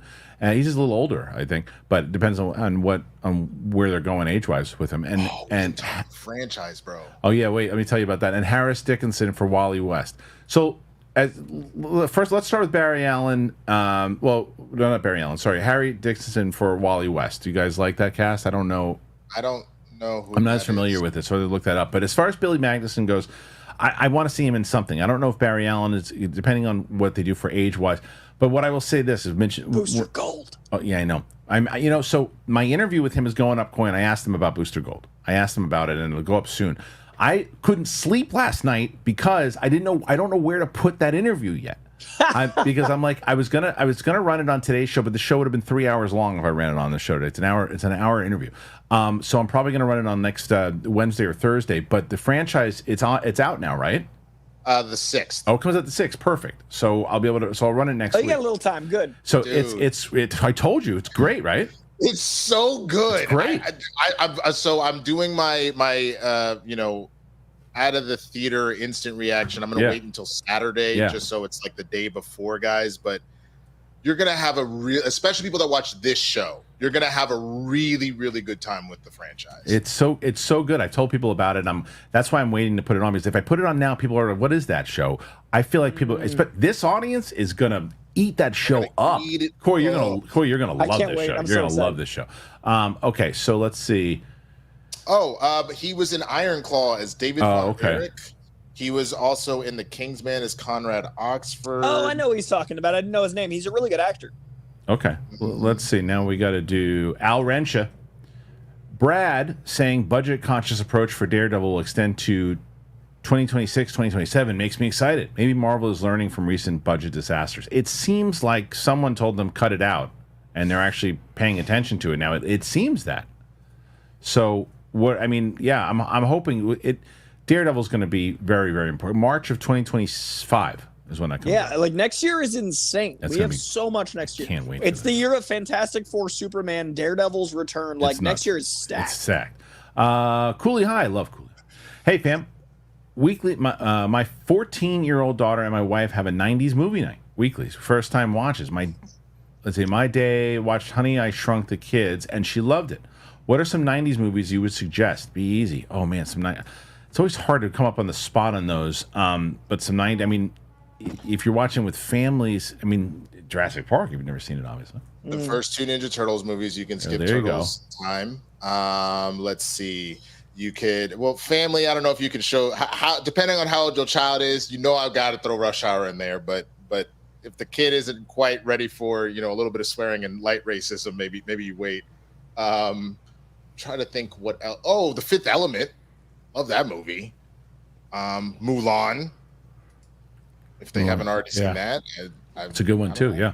Shanghai Noon, Shanghai Nights in the same vein of Rush Hour. I love Rat Race, Without a Paddle. Like there was some great family-ish comedy. Scooby Doo is to this day one of the best. Like I love Scooby Doo.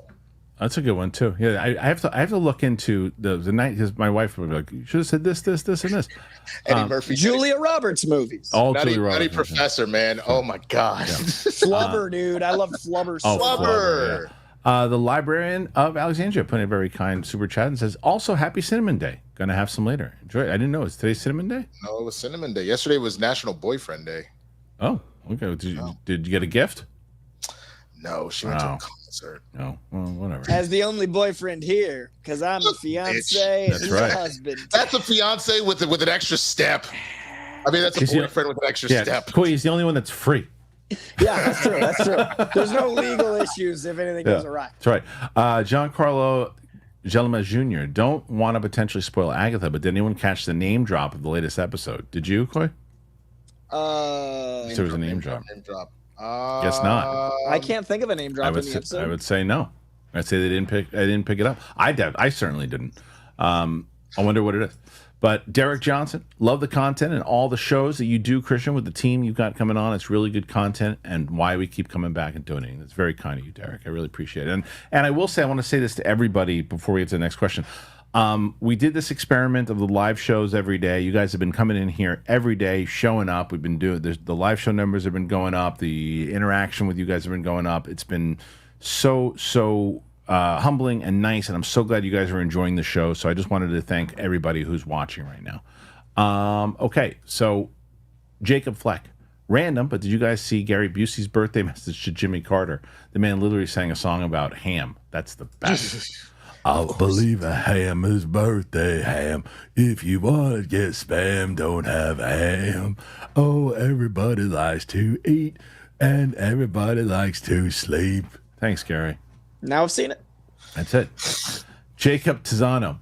Kristian, have you ever seen Haunting of Hill House? Either way, it would make a great reaction series. Asking for Invincible again. People really want me to watch Invincible. I went the show. The Amazon show? Yeah, the show. Yeah, he still hasn't seen it. That'd actually be a good reaction. You still haven't seen it? I've seen like the first 3 episodes. I thought maybe for half a second he was talking about Mark Wahlberg, like the Eagles. Yeah, football, Phillies. But you mean yeah, I don't know how you haven't seen Invincible when you're on the show with us, man. Yeah, whatever. All right, so Jacob Fleck, what's a movie you love in a genre that you don't like? I would say Conjuring. Love The Conjuring. I'm not a big horror guy, but I love The Conjuring. I'm not a big rom-com fan, but when Harry Met Sally is my top 10 favorite films of all time, yeah, I'd say Conjuring. Conjuring is a great movie. So I would say out. Yeah. Get it. I'm not big on horror, but Cabin in the Woods. Sorry, go ahead. I was gonna say I think we're all not the biggest horror fans, but like Cabin in the Woods, Scream, like they're like the meta stuff in horror I really dig. And Black Phone is a straight up horror. I love the Black Phone. Black Phone's good. Black Phone's real good. Okay, Randall W. Joker 2 is going to suffer with the money. My 19-year-old son is the rare kid these days. He sees most movies, and he's not going to Joker 2 over what he's heard. Side note, where are the feel-good movies for the teens today? Great call. I mean, they just you know what's a good one, by the way, 90s movie is Mean Girls. They just re-released Mean Girls. Oh, I saw that. No, it's not Mean. It's 2004. It's 2004. It's 2004. Never mind. As far as the 90s. Oh, yeah. I see what you're saying. But feel-good movies, there aren't a lot of feel-good movies for teens right now. Yeah. I just saw Monster Summer with Mason Thames from the Black Phone. Is it good? And it's super like 80s, 90s Goonies. Like I dug it. It's like that kind of spooky where it's just on the edge of being like when you're a kid, you're like, oh, that scared the crap out of me as a kid, but it's like wholesome. I dug it. My daughter wants to see Lethal Weapon 7 in it. It's great. Okay, yeah, my daughter wants to see that one. She saw the poster for it and said it looks pretty good. David Henry directed it. I had no idea friend. David Henry and Greg grew up together. Really they're like best friends. Yeah. Okay. I was bummed that it didn't do crazy well, but Babes was definitely a feel good. That was a very funny, just kind of two women that have been best friends forever, and one of them ends up getting pregnant as a single mom, and so them trying to figure it out. What it is? Did you either one of you guys see the Aubrey Plaza, the My Old Ass movie? Oh, not yet. I want to. I saw your Roxy clip. It's the best, that clip. It's so good. Fitness with Julian. Happy belated birthday, Kristian. Thank you. With the early success of Penguin, do you guys predict that WBDC will greenlight a season 2 or another villain series? They'll definitely greenlight season 2. They'll do everything they can to get Colin Farrell back, and they absolutely will. And I think like that GCPD or Arkham show will come back. I think we get more shows too. Yeah, I think we're going to get more shows. I think what Matt Reeves said was he wanted to build a whole universe out, and he has ideas for a bunch, and he incorporated some of GCPD into Penguin, and he incorporated some of Arkham into the Batman 2. But if this does as well as it is, and between these shows, he has ideas for a whole universe. He's calling it the Batman Epic Crime Saga. He's got so I think more shows. If it's up to Zaslav, then yes. If it's up to Gunn and Safran, I don't think it is. I think it's going to be... Gunn is producing the Dynamic Duo show with Matt Reeves. I think they're pretty cool. That's why I don't think... I don't know. It's confusing. Yeah, that's somebody that... So, I'm working with a talent booking company, that helps me get guests and stuff. And one of the lists that we'd be interested in these people, like James Gunn's name was on there. And it doesn't mean you're going to get them. It just means, are you interested in them? I was like... I put wish list ! I would love to talk to that guy for like an hour, just to be able to, the amount of stuff that I would ask him would be incredible.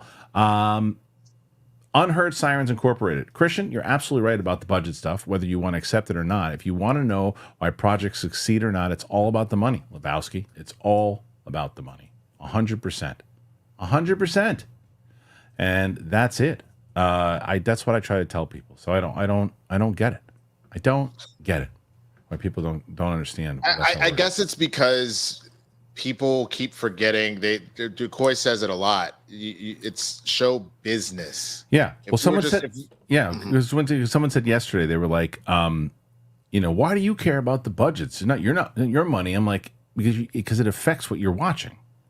Exactly. If it costs too much money and it doesn't make the people that were the investors Right, exactly. in that project money, or it doesn't give them something for the future, why would I pour more millions of dollars to just lose behind what's going on? Like, the reason why the Sonic films have continued to be made is because they are making enough money at the box office and people are enjoying them at the same time that it's worth the venture. Like, I didn't understand why they kept making the Fast and Furious movies. It's because they make a lot of money. Yeah. People clearly enjoy them. So if you're not worried about the budget, then I don't think you actually care what's coming out. You're just trying to like throw me whatever. Real quick, I saw this in the chat. Nova is Marvel, right? Yeah. The Xolo rumor, the Xolo rumor. Yeah, so Xolo rumors. Xolo yeah. Mediterranean is rumored to do. Yeah, he's gonna do both. So that's probably what, a James Gunn saying, I don't care, you can do both, or does that mean Blue Beetle is not going to be used as much? He's on such a weird spot. Blue Beetle was like the end of that universe, but he said he was coming in. Right. But then the movie, like, I don't know, but I mean, he'd be a good Nova. Interesting. I think it would be a good Nova. Smarkitect Man, who says, Joker 2 may deter people from mental crimes, in my honest opinion. Look, people are in this argument for anything when it comes to Grand Theft Auto, whatever it might be. The people who are going to be inspired by stuff to go do crazy shit are people that shouldn't be doing this stuff in the first place. Watching this stuff in the first place. I won't lie, Christian. The entire time I was at Folie and Deux, there was two dudes that were sitting right next to me, and they clearly brought in like some beers with them because they kept cracking cans open. But this one guy kept laughing at parts that didn't make sense, and I was like, "Oh, I hope this guy ain't actually crazy." Right. I was like, this is making me a little nervous. The way he just be like, Joker would be like, I want some mashed potatoes." What the? Right. Dude, I was at the premiere, and I'm always worried in large crowds of impending violence. And about like 15 or so people scattered throughout the crowd wore makeup and suits, and I was like, this might be it for me. Maybe this is how I go. Yeah, it was scary. I understand like the scariness because of the world we live in, for sure.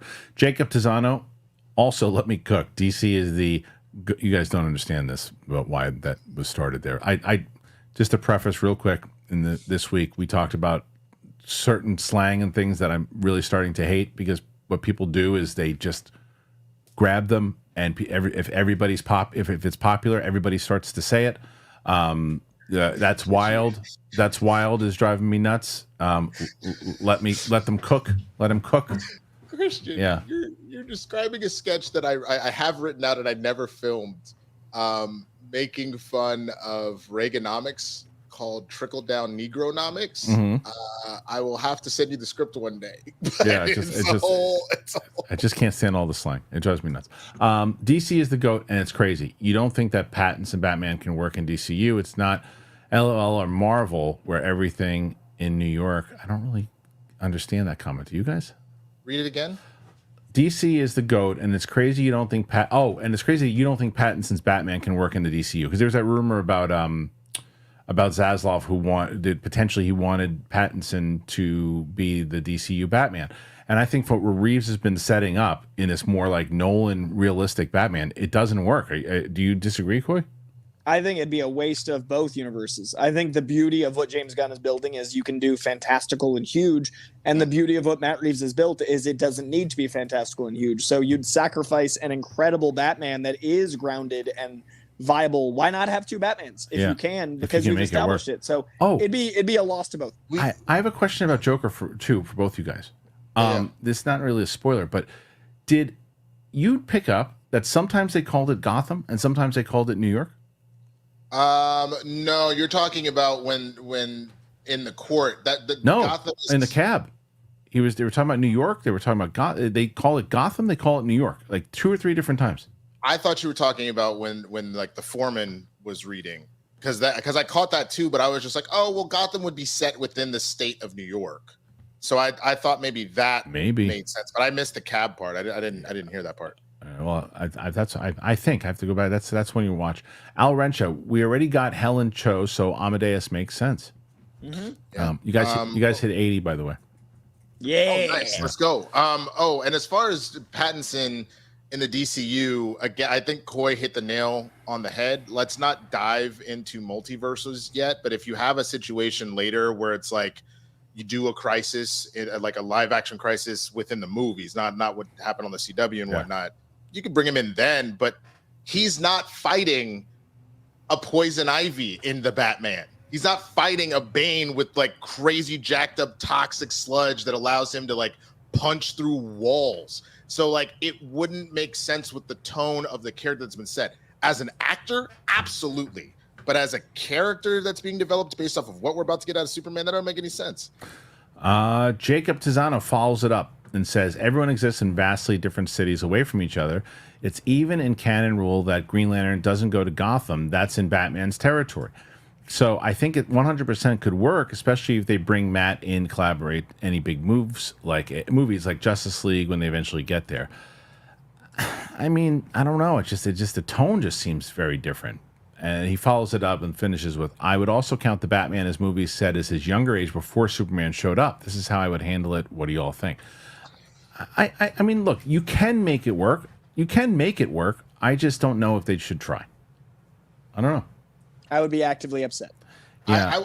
I would too, man. You have made this too realistic. Batman has always had a little, like, he's been realistic, but there's been a lot of fantastical elements. We didn't even remotely catch any of those in the Batman. Yeah. So I just don't know how you do that. I don't want to see Jim Carrey as Ace Ventura in the Truman Show. Right. Like, it's a different world. I don't world. want to see that disparate tone make both lesser. Yeah. Derek the Great. By the way, Winston, how did your audition go on that massive donation day? Oh, guys, that went really well. I now that's part of why I haven't had any videos recently, because I was either on set or on set for something else, but in like auditions regarding that. For those that aren't super familiar with the industry, that stuff just takes time. So, but that first step jumped into step 2. So thank you for asking. Armada, did you see that Michael Biehn has a podcast on YouTube? No, but I don't doubt it, because he was on Michael Rosenbaum's show, and every time he was on there and he just speaks so honestly, his clips blew up. And I think he started to enjoy doing that. So I wouldn't be surprised if the reason why he started podcasting is because of his time on Rosenbaum's show. But I didn't see it. All right, let's Coy answer this one. Greenie from Oz, favorite Spider-Man villain and why? I like Green Goblin because he's both a villain to Spider-Man and Peter Parker. I think it's one of those beautiful things that unites the character. He also is a scientist, so there's some reverence Peter had for him up until he found out who he was. I like that he plays the long game. I like the Osborn legacy. I like the fact that he's done the one thing no one else could do, and he broke Spider-Man's psyche when he killed Gwen Stacy. I think he's the ultimate Spider-Man villain. And King Slow-Mo, Winston, F the world. Also, give Sam her MCU journey. Yeah, maybe. I mean, I was thinking about watching, like, just to see how because she really teared up during some moments in Logan. I think there's moments, obviously, in Endgame and everything else too. She gets invested enough. She is just so great at, like, she does not hold back on her little reactions, like laughing, crying, screaming at the thing. She's the best, and it's totally honest and real. The Librarian of Alexandria. Net Comic-Con predictions, or New York Comic-Con predictions. I will forever hope we get Squirrel Girl adaptation news. Anything there you guys are excited for that? Yeah, I feel like you're only going to get Squirrel Girl once the ship is fully been written. Mm-hmm. Right, as soon as you write the ship and we feel like we're in a comfortable place, then you might see a Squirrel Girl. I don't think it's coming before that, because the last thing you want to do is you're in this weird space of, is the MCU going to survive type situation, and then you introduce a character that is very niche and loved, but very niche. It's going to be a long time before we hear that, I think. Mum's the World. Could Joaquin get another Oscar nom? Not for this. His performance was good. It was great, but no, like, not for this. It's not gonna. No. And then, Mike, I'm not sure, man. I got to look. He said he can't send a $5 one. So I see someone put $7.99, I got to check out if there's a setting or something, but I didn't change anything. Greeny from Oz, weird question, but if you were trying to guess, what would you guys say? What gives a movie its heart? Authenticity from the creators, not something made by committee or AI. Yeah. Well, yeah. It's I would argue, at least from like a theater perspective, where I was kind of raised, like almost like a mission statement, something that we're all kind of like remembering every single day, and bringing it back to. And you don't let any decision that's being made kind of stray away from that, because the minute you do, I think you start to lose your focus, and that's when movies fall apart. Well, Derek just showed, I guess, that you can send in the $5 super chats, because he just did. In the trailer, he gets bitten by a lion and he gets powers. He also sees through the eyes of an eagle in the trailer. I guess the first trailer, right? Yeah, that was like 2 years ago now. And maybe they didn't, but I really hope, because the new trailers have been great. I think they righted that ship. And I'm not sure if this is the one that Mike sent in yesterday, but I want to highlight Mike's comment. Rode that ship? Right the ship. Mike Joyce, Transformers 1 should definitely be nominated. I sure hope. I absolutely loved it, but I don't think it will be, because I think people are going to just forget about it. John Alexander, given how long it's been in development, will we ever see a Spawn movie? I think we will. I think eventually we will, but I wouldn't be surprised if it becomes a streaming movie, but I wouldn't be surprised if it happens. Corey, do you think it'll happen? Corey, you're going through that thing again. You just went through. Yeah, you just muted. Yeah, you went dark, and then you got to jump out again. All right. Do you think it'll happen, Winston? A Spawn movie? I mean, I think a Blade movie will happen, so it's got to happen at some point, right? At some point, right? It's just a question of like, a question of when. When will it happen? And then, here we go again. Buster Barnes, we need to let Gunn cook before using the food. Before judging the food. You got let them season it, make sure you didn't put too much salt on it and whatnot, and that's what it is. That's wild. Okay. Pete Parker 2288. Fully agree with Coy about Joker. It's like Phillips just wanted to make King of Comedy remake, but slap Joker in the title to make money. I mean, I'll let Coy respond to that when he comes back in, but I think he definitely wanted. I think that's what he should have done, in the way that, because he didn't say that about Marvel. Look, when Marvel did their thing, Coy's back. But when Marvel did their thing, like when they made a movie, like look at, I'm going to ask Coy because he's back right now. So Coy, I know you can hear me, but just let me bring you back on screen here. When they did the first Spider-Man, the Homecoming movie, right? Mm-hmm. So they did the Todd Phillips, the John Hughes type feel, and everyone's like, "Oh, that's great! It's brilliant! It's got a John Hughes feel." So what's the difference if there's a King of Comedy feel to the first Joker? I think feel versus copy. I mean, it's like you got to change the homework a little bit. You think it was Winston? Do you disagree? No, that's kind of where I was going to go, is that it may have felt like a John Hughes directed a Spider-Man movie, but it was a Spider-Man movie. I feel like the fact that we even got from this second Joker, Todd Phillips being like, nah, that's not really Harley Quinn, man. This Lee, and she does her own thing, and we're not really doing the thing that she did, but we're going to do something sort of like it because it's like loosely related to it. Like that I think is kind of what you were alluding to, right, Coy? Is that like either do the IP or don't do the IP and be inspired, but don't. I mean, for me, I'm more about the directing. Like there are shots in Joker that are from Taxi Driver. There are moments that are literally like, for me, it's like. He's having a rough day today. He's having a rough. He's having a rough day with this camera. Man. Perfect. Am I back? No, you kind of just for me. Yeah, I'm gonna give you a rest. Roman Fedora, just love seeing you guys gush over Warrior and Creed. Those two movies were integral to developing my love of film. Yeah, they're great movies. And he follows that up with Stallone is one of my favorite performances ever. He's so good. Oh yeah, hey man, I beat it when they gave me the DVD. Coy's got a camera. The camera keeps getting knocked out. The camera got to get back up. Thank you. It's 96 degrees in my apartment. My phone is actively overheating, so I'm getting that red thing, and it keeps blacking out. Oof.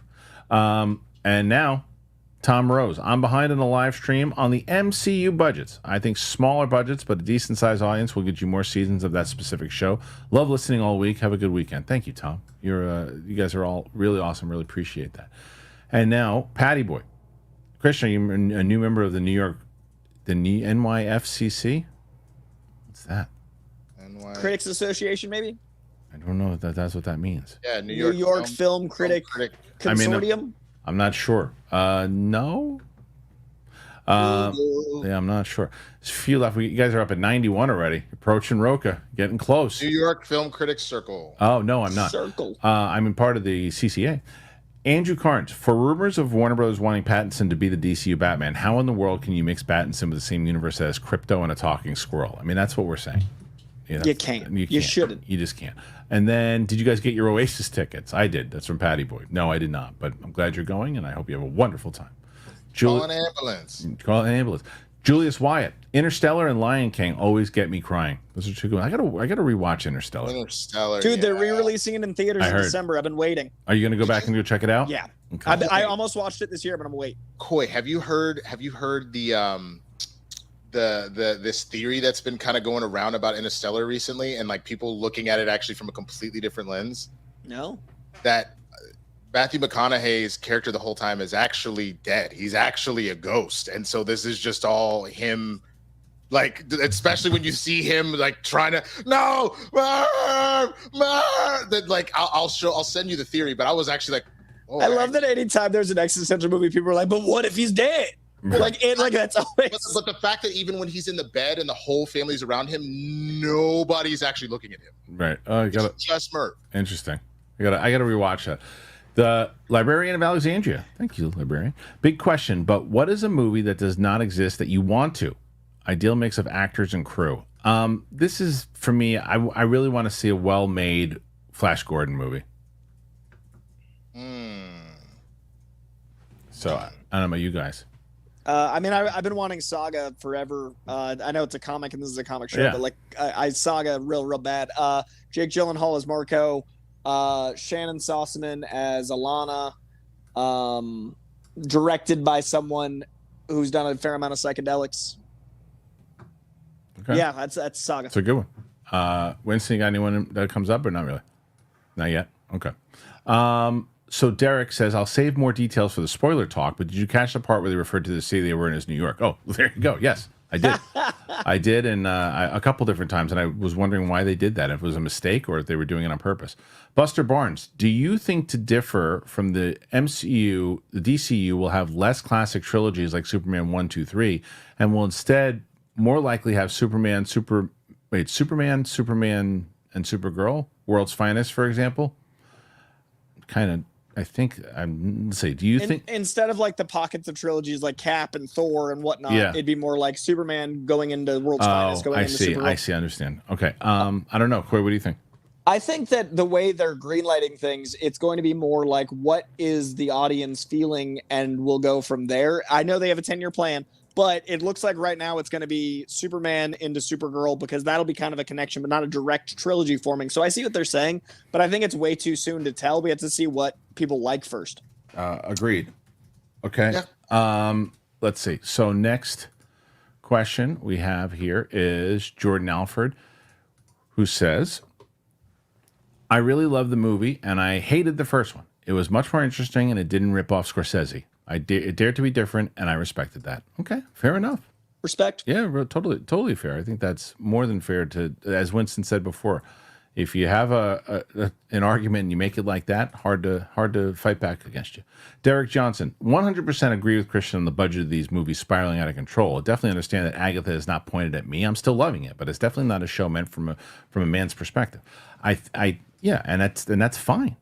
That's so funny because my wife and I were talking about it, and she made a joke, and she goes, "Oh, there's something." She's like, "Oh, this one's made for a real manly man," and someone goes, "What a dated way to think," and it's like, "Shut up, like just shut up." It's like, dude, we need to start. I think that's actually one of the issues with how we're perceiving things right now. We gotta be able to see stuff from other people's perspective. Yeah. Like I think you gotta be able to watch an Agatha, and sure, they're not trying to talk to you specifically, but like understand that seeing something from another person's lens actually is an interesting thing, and you can still get something out of it. Yeah, you know, sure. That's how you develop empathy.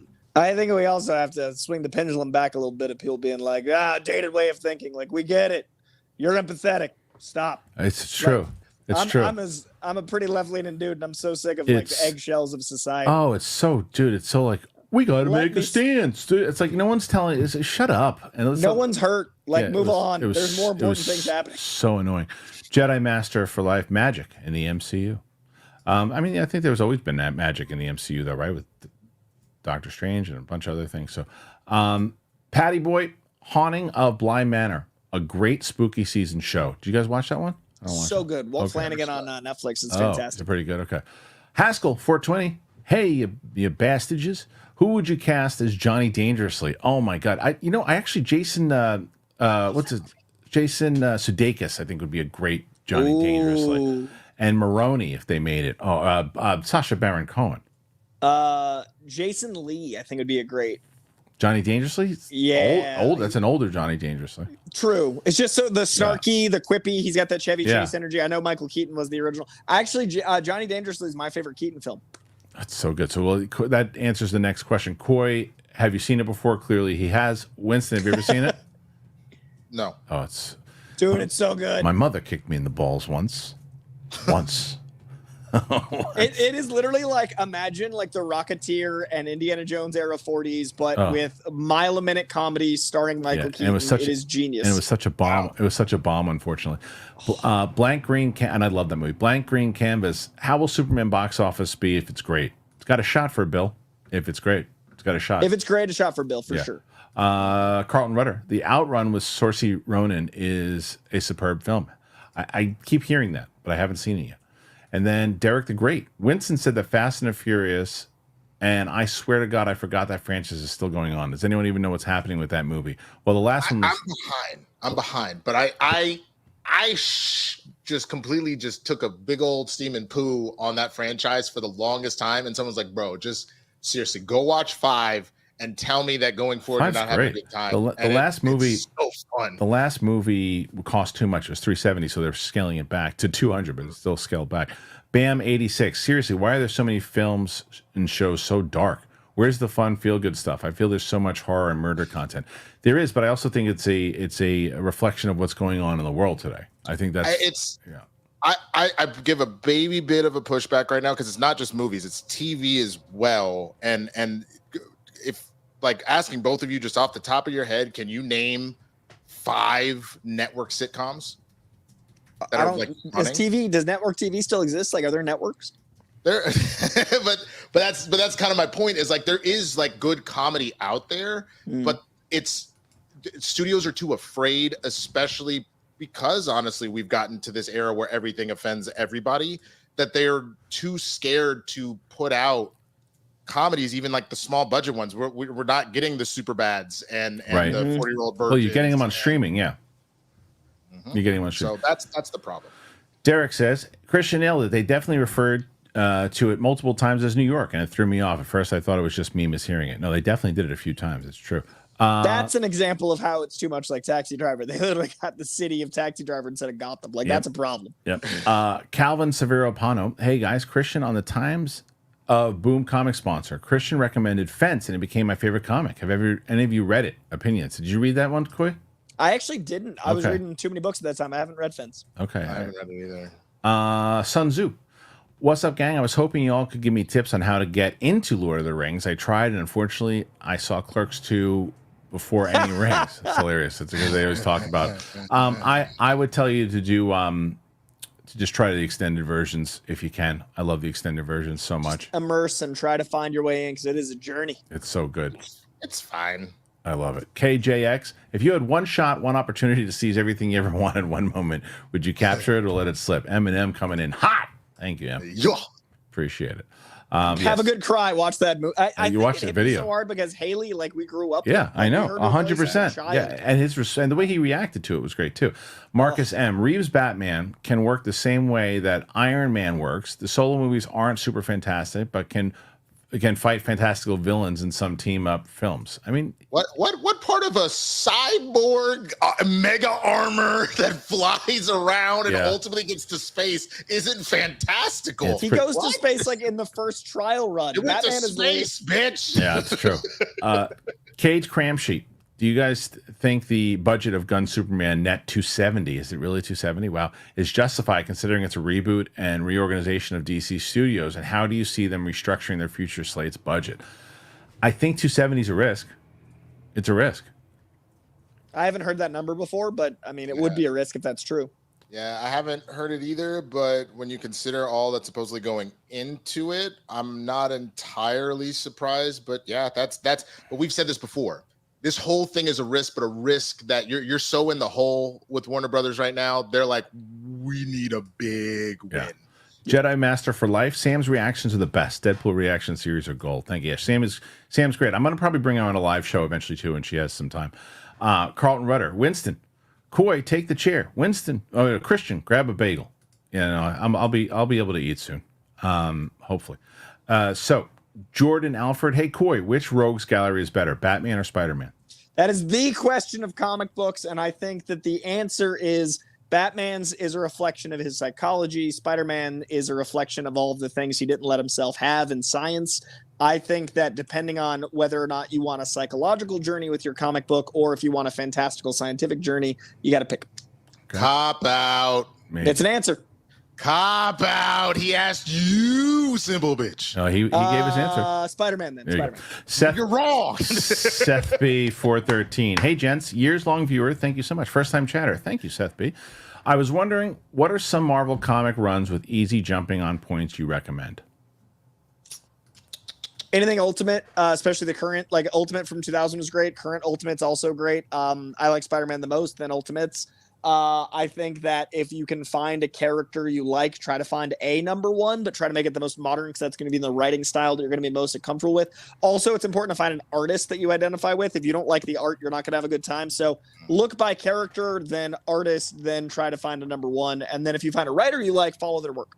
Guys, check your text real quick. And then, so the Librarian of Alexandria, do you think now that Disney owns Deadpool, if he will do a skit or something with Cusco from The Emperor's New Groove? Do you think now that Disney owns Deadpool, they would do something? They both break the fourth wall. I see where he's coming from. Cusco's my favorite Disney prince, so I'd love that. Yeah, they definitely have a shot to do it. So the fact that whatever they own, they could probably make a remake. Ian Davis, what do we really think Robert Downey Jr.'s Doom is doing? Could he possibly still play Iron Man in the multiverse and Doom in a different one, like the What If series? Do you think they would do that? Do you think that they maybe have him come back as Tony Stark, though, while Doom is still running around? Is that too meta? I think maybe if they really want to, here's what I would do. I would do something along the lines of when he used the Infinity Stones, he actually blinked himself out of every existence. Don't bring back Tony Stark like that. Just let him be Doom at this point. That's probably not what is going to happen, but I hope they don't, man. I really hope they don't. What do you think, Coy? I think they've already made an announcement that made them a lot of money by way of press. I think that it's already too late, that it's a bad idea, but I truly believe that Kevin Feige has a plan, and I'm at least curious. You know how we talked about Joker doing well because people are curious? I'm morbidly curious. Yeah. Okay. Josh Vaskovich. This is a great question. Best music artist turned actor. Donald Glover. That's a good one. Music artist turned actor. No, then that's wrong. Wahlberg. Oh my God. Wahlberg or Will Smith? Will Smith's good too. Will Smith would be. I think Will Smith is the answer, but I think Wahlberg's right there for me. I think it's definitely got to be. Queen Latifah's up there. There's some other ones that I'm sure there's. Not Fantasia's pretty good, but no. Who's shoot? Jennifer Hudson. Yes, Jennifer Hudson. Common's a pretty good actor. So there's some good one. Riz is great, but he doesn't act a lot. But when I see him, I'm always happy. Method Man is actually a great actor. Do you know what someone put in, which is hilarious? My friend Andrew Santino would be a great Johnny Dangerously. Tino Santino is Johnny Depp. Great. Is gold. Be great. Jacob Pynchon. The amount of mid-budget movies and shows Disney could have made for Marvel's budget is crazy. 100%. So many writers, directors, actors could get their start. Yes, but the problem is they're too scared to try that because they feel that if that misses on that, then they've lost money that they could have dumped into a big budget thing. I just think again that's not studio heads that are creatives at heart or trust creative process. That still rings of tech coming in and saying, here's my 300 million, go make me $1.5 billion. And so they're like, fine, dump it all into a mega film. I'm impressed with the both of you. We're almost done, and you're only 28 away from Roka right now. We're at 103. We're at 103. That's pretty damn good.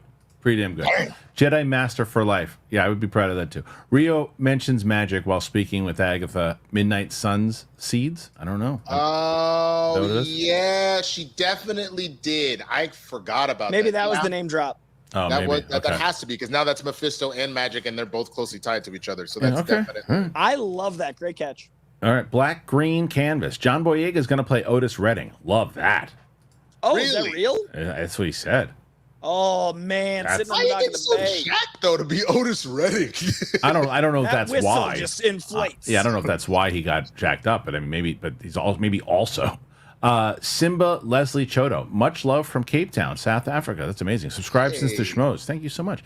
I think Cape Town is one of my favorite cities, and you guys have this amazing drink called a Vovacino, which I've never found in any other countries. Cape Town's amazing. Wow. I gotta go to Cape Cod. That's where I gotta go. I think the Joker 2 was unnecessary. Maybe you're right. No one is talking about it here. That's not a good thing. I think that is a very I think that I wish I would have said that in my review. I think that this is an unnecessary movie. That's a great call. Great call. Yes, because I feel like you told your story from start to finish in the first one, and I think it felt less like Todd Phillips was like, I just had this idea I couldn't get out of my head. As far as Warner Brothers goes, bro, $1.3 billion? Can you make another one? Do something. But yeah, there's more we can talk about with the spoiler side of it. Mike Joyce, Abbott Elementary, and Always Sunny crossover. No, absolutely. Oh my God. I mean, It's real. Is that happening? That's happening? It's actually a thing. I mean, I'm excited about it, but how? Wow, really? That's so interesting. Yeah, no, it's a real, like, it's happening. Wow. So, I mean, that's as close to Marvel and DC as we've gotten yet, because one's a WB show, one's a Disney show. Wow. I would have seen. Well, wait a minute. I thought though, even though Abbott is on ABC, I thought it was produced by Warner. Yeah. That's what I'm saying. Is Abbott's a Warner show, and then Always Sunny's a Disney show. Oh, because of FX. Because of FX and I didn't even Hulu. think Buster about that. Barnes. Would you rather DCU kept Margot Robbie as Harley Quinn, meaning she'd stay on Antihero, or they recast the character and stick her back with Joker? I'd rather they recast. They gotta recast everybody at this point. Agreed. I liked her a lot in that role. I thought she was fantastic. She's one of the great casting decisions, but it doesn't work for the universe going forward. Totally agree. Dr. No.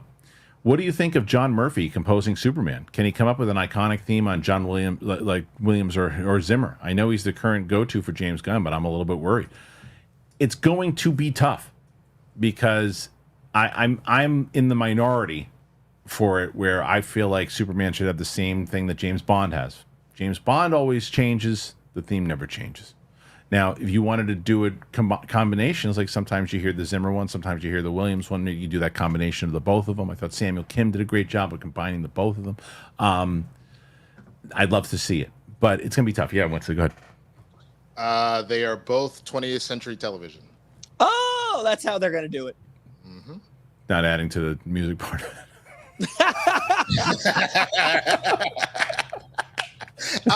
Yeah, nah. I wasn't ADHD mother. He just is like, I have this statement. He didn't hear anything that was going on. The whole time he's trying to inside his head. And that's why his camera started to freeze, because he was looking stuff up on his hyper-focus, bro. janky computer. That was amazing. All right. So, Coy, what do you think about the music? I think that Superman is one of the most iconic scores of all time. I would have thought you could never do John Williams' score justice, and then Hans Zimmer did it. So yeah. I've been proven that it's possible, and thus I will be open-minded. Third time maybe is a charm. Who knows? Derek Johnson, Fargan Bystitches is my favorite. Ice Holes, best. Ice-T is a great actor, is what Derek Johnson says. He's pretty good. Solid one. He's pretty good. Yeah. That's a solid one. Jacob Pynchon. If only they had a streaming service to put them on. I don't know what he's talking about. Which one? I'm not sure. Always Sunny, maybe. Oh yeah, maybe. I'm not sure. Which then you could Hulu that. Yeah. Top dog rig. What other comic book villain would you like to see get their own standalone movie unconnected to any universe, and who would you choose to direct? Lex Luthor. Yeah, that's pretty right there, right? Yeah. Yeah. Now that you said that, that's all I got. That's a Doc. be interesting if you. They could be an interesting one. Okay, last one. Mirror domains.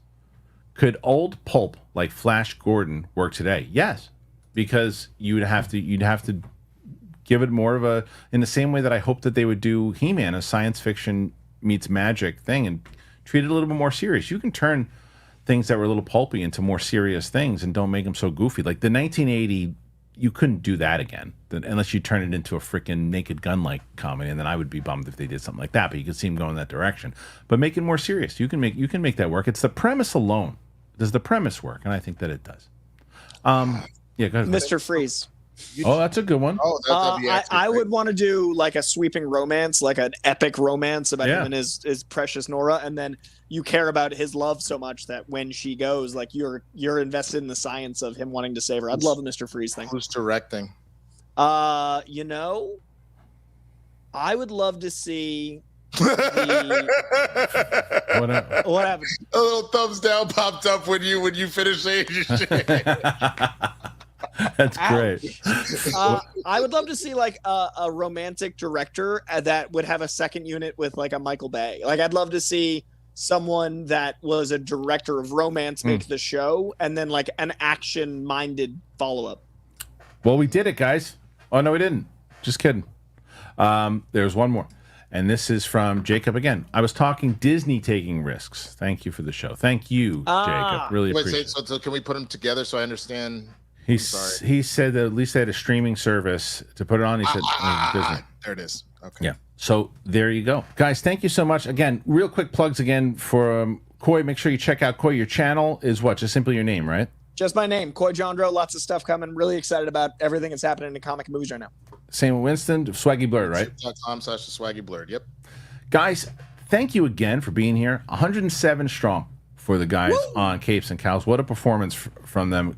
Approaching Winston's old record. It seemed so close in the hundreds. Thank you so much for being part of it. If you haven't checked out the Deadpool and Wolverine reaction with myself and Sam, please do so. It's up on the channel right now. I got the Batman reaction coming with Sadie next week. We're going to finish up Agatha. We got some more stuff coming. So thanks for being here. Thanks for Winston and Quit for sticking around a little later. We appreciate you guys. We'll see you on the flip side. Bye-bye.